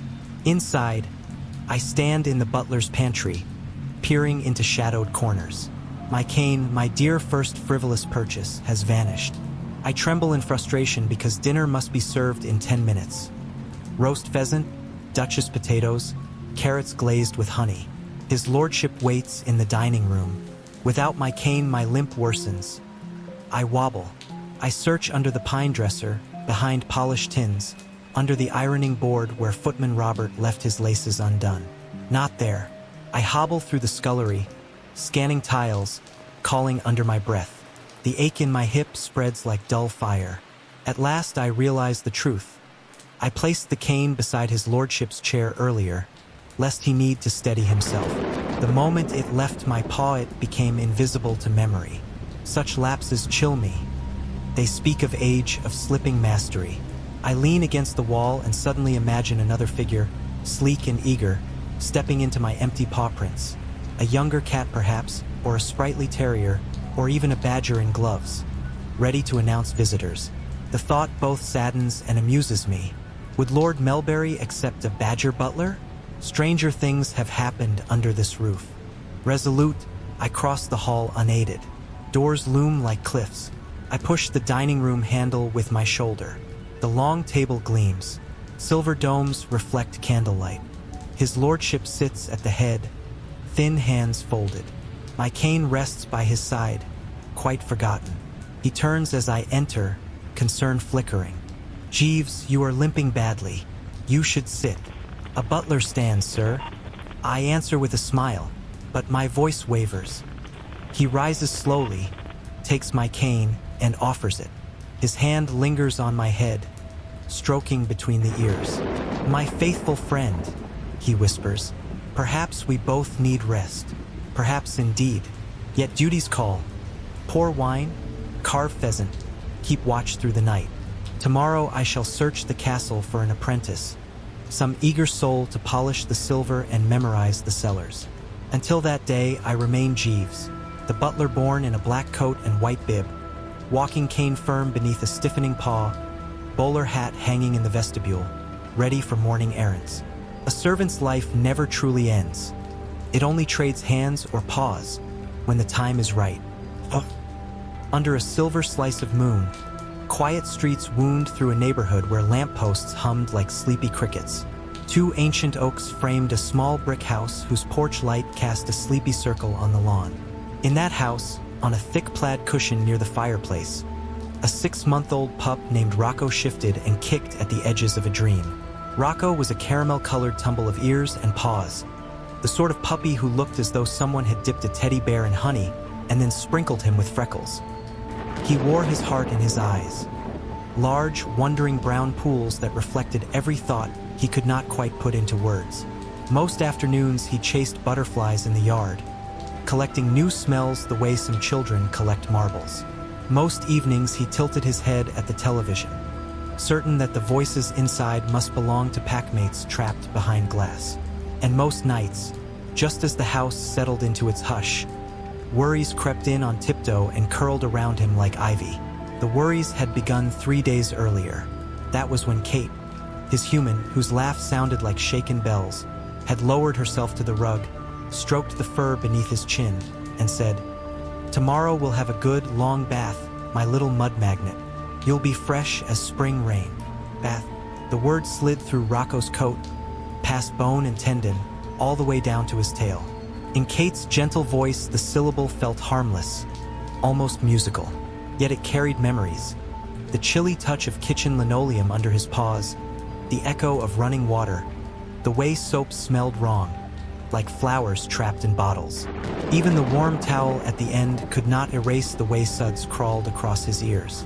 None of these sensations were tragic in the grand scheme of puppy life.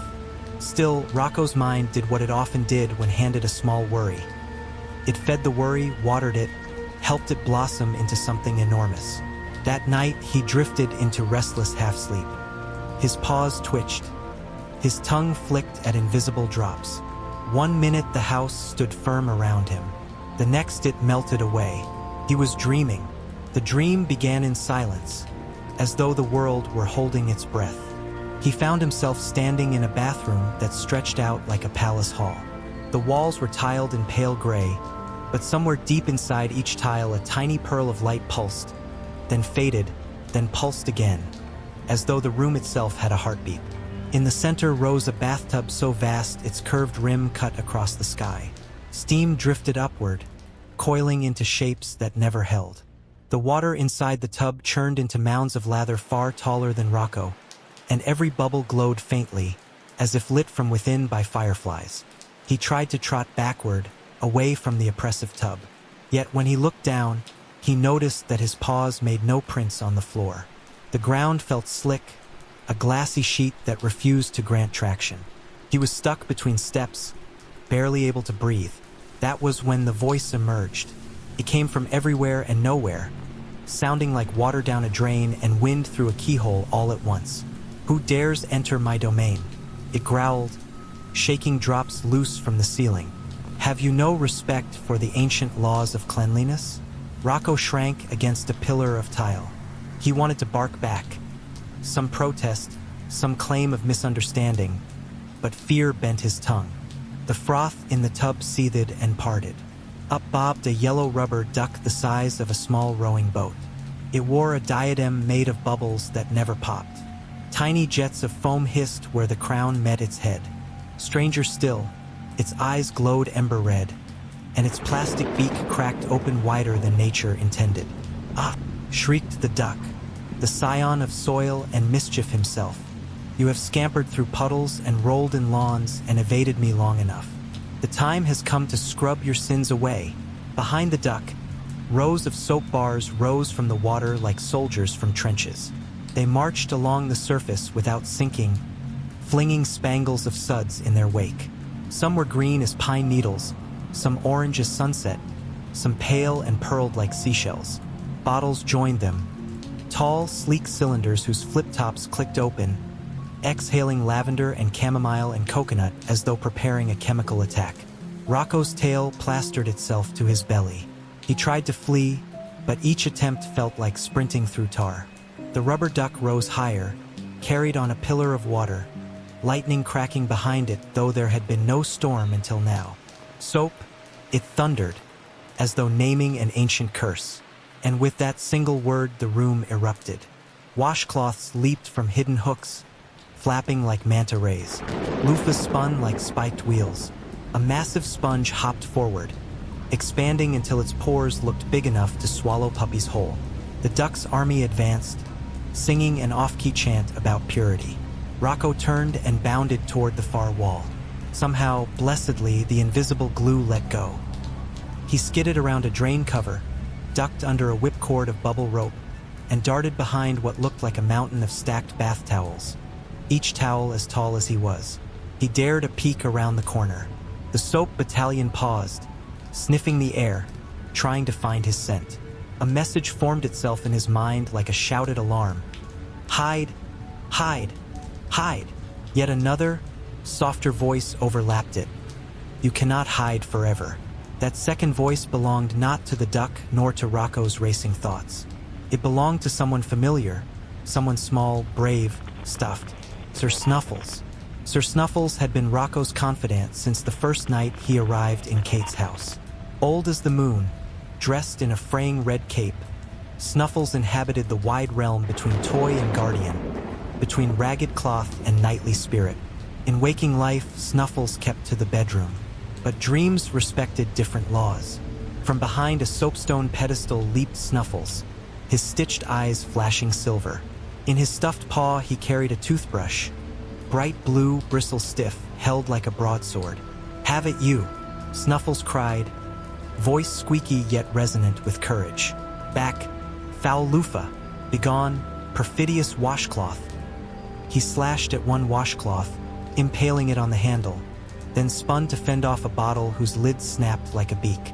Rocco's mouth fell open at the display. Snuffles barked an order, retreat, young master, make for the door while I hold them.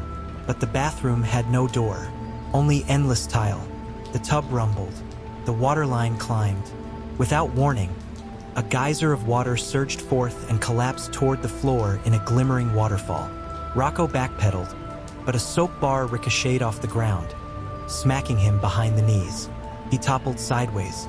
Shampoo splattered his flank, stinging his eyes. This is it, he thought, heart drumming. This is where my story ends. The rubber duck laughed, spinning in slow orbit above the flood. See how swift the tide of hygiene gathers. None escape its reach, but Rocco was not alone. Snuffles vaulted atop a drifting soap bar and paddled toward Rocco, brushing smaller bubbles aside. When he reached the pup, he drove the toothbrush into a seam between floor tiles, an improvised anchor, and grabbed Rocco's ear. Stand tall, my friend, Snuffles said. Bravery is doing what you must even while fear nips at your paws. Trust the oldest magic. Rocco did not know what magic Snuffles meant, yet the bear's voice nodded courage in his chest. Shaking off shampoo burn, Rocco planted all four paws wide, lowered his head, and thought of Kate. Her scent of freshly baked bread, her patience when he gnawed her shoelaces, her laughter. He thought of the warm towel she would wrap him in afterwards, how gently her fingers scratched his ribs. He thought, could it be that maybe the tub in real life held comfort as well as terror? As these thoughts blossomed, something shifted. The flood slowed. The bars of soap faltered midair. Even the duck twitched, momentarily perplexed. The chant of cleanliness faltered into whispers. The duck sneered. Fancy thoughts cannot shield you, puppy. They don't have to, Rocco said, or tried to say. In the dream realm, his whine translated to speech. They just have to remind me who waits beyond the suds. He pushed forward. The wall behind him dissolved like steam. Suddenly, a doorway appeared behind Snuffles. Through it gleamed moonlit hardwood floors, the hallway of Kate's home. Rocco recognized the distance between couch and kitchen island, the radiator cover where he sometimes napped. Snuffles saluted, then shoved the toothbrush deeper between tiles. The bathroom trembled. Tiles cracked. The rubber duck shrieked as fissures raced beneath the water, draining whirlpools into darkness. Soap bars shriveled. Shampoo bottles deflated. The river of foam lost its surge, slipping away through widening gaps. Go, Snuffles urged. I shall see you on the other side, after your bath, no doubt considerably fluffier. Rocco bolted across a bridge of collapsing floor. The duck lunged for him, but its diadem slipped, blinding it with milk-white bubbles. Rocco leaped through the doorway and landed not on hardwood, but on his own plaid cushion. Awake, he lay panting, heartbeat drumming his ribs.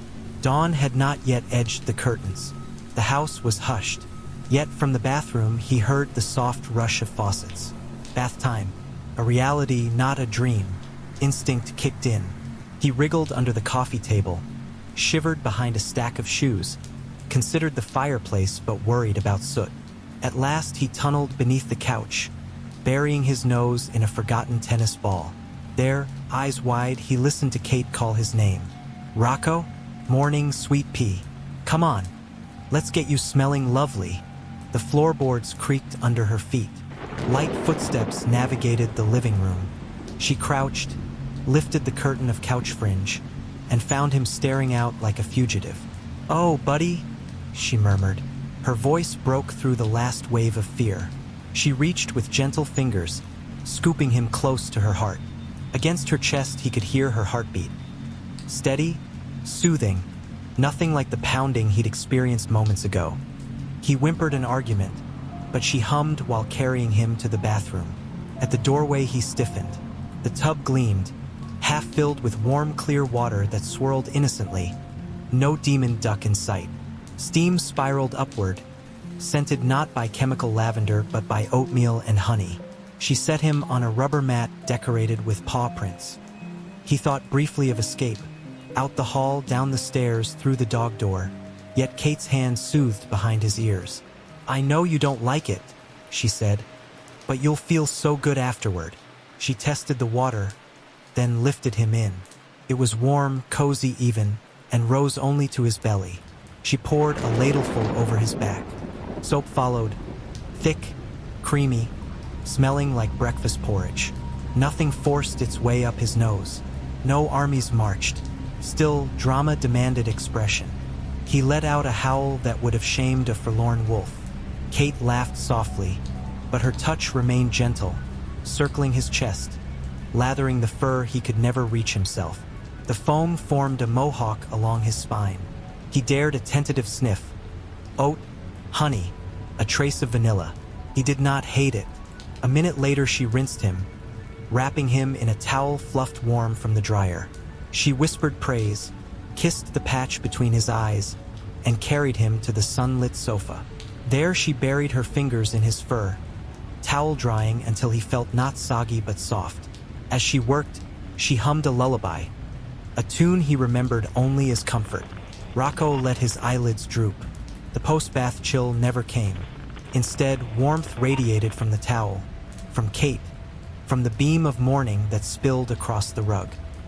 He drifted back into shallow sleep, though this time no monstrous tub haunted him. Instead, he floated in a pond of warm sunlight where bubbles popped like giggles. A rubber duck drifted by, ordinary size, ordinary eyes, tilted its head. "Well met, young hero," it said pleasantly. "Clean fur suits you. Brave hearts shine brighter after a rinse." He chuckled, a tiny huff. "Don't think baths are my favorite now." "Of course not," the duck agreed. "But bravery grows when we face small storms. Remember that the next time soap rattles your nerves." When he woke again, Kate was making coffee, and his coat smelled faintly of honey. He rolled onto his back, feet bicycling the air in gratitude. Bath time had not devoured him. Perhaps it had even mended something ragged inside. Across the living room, Sir Snuffles lounged on his usual pillow. One ear flopped over his button eye, but Rocco could swear the bear was smiling, toothbrush still ready. The pup wagged, a promise, a thank you, and a pledge to meet whatever next adventure came, whether it hid inside shadows or behind faucets. For life, like soap bubbles, might wobble and spin, but with friends and courage, even anxious hearts could rise and shimmer in the sun.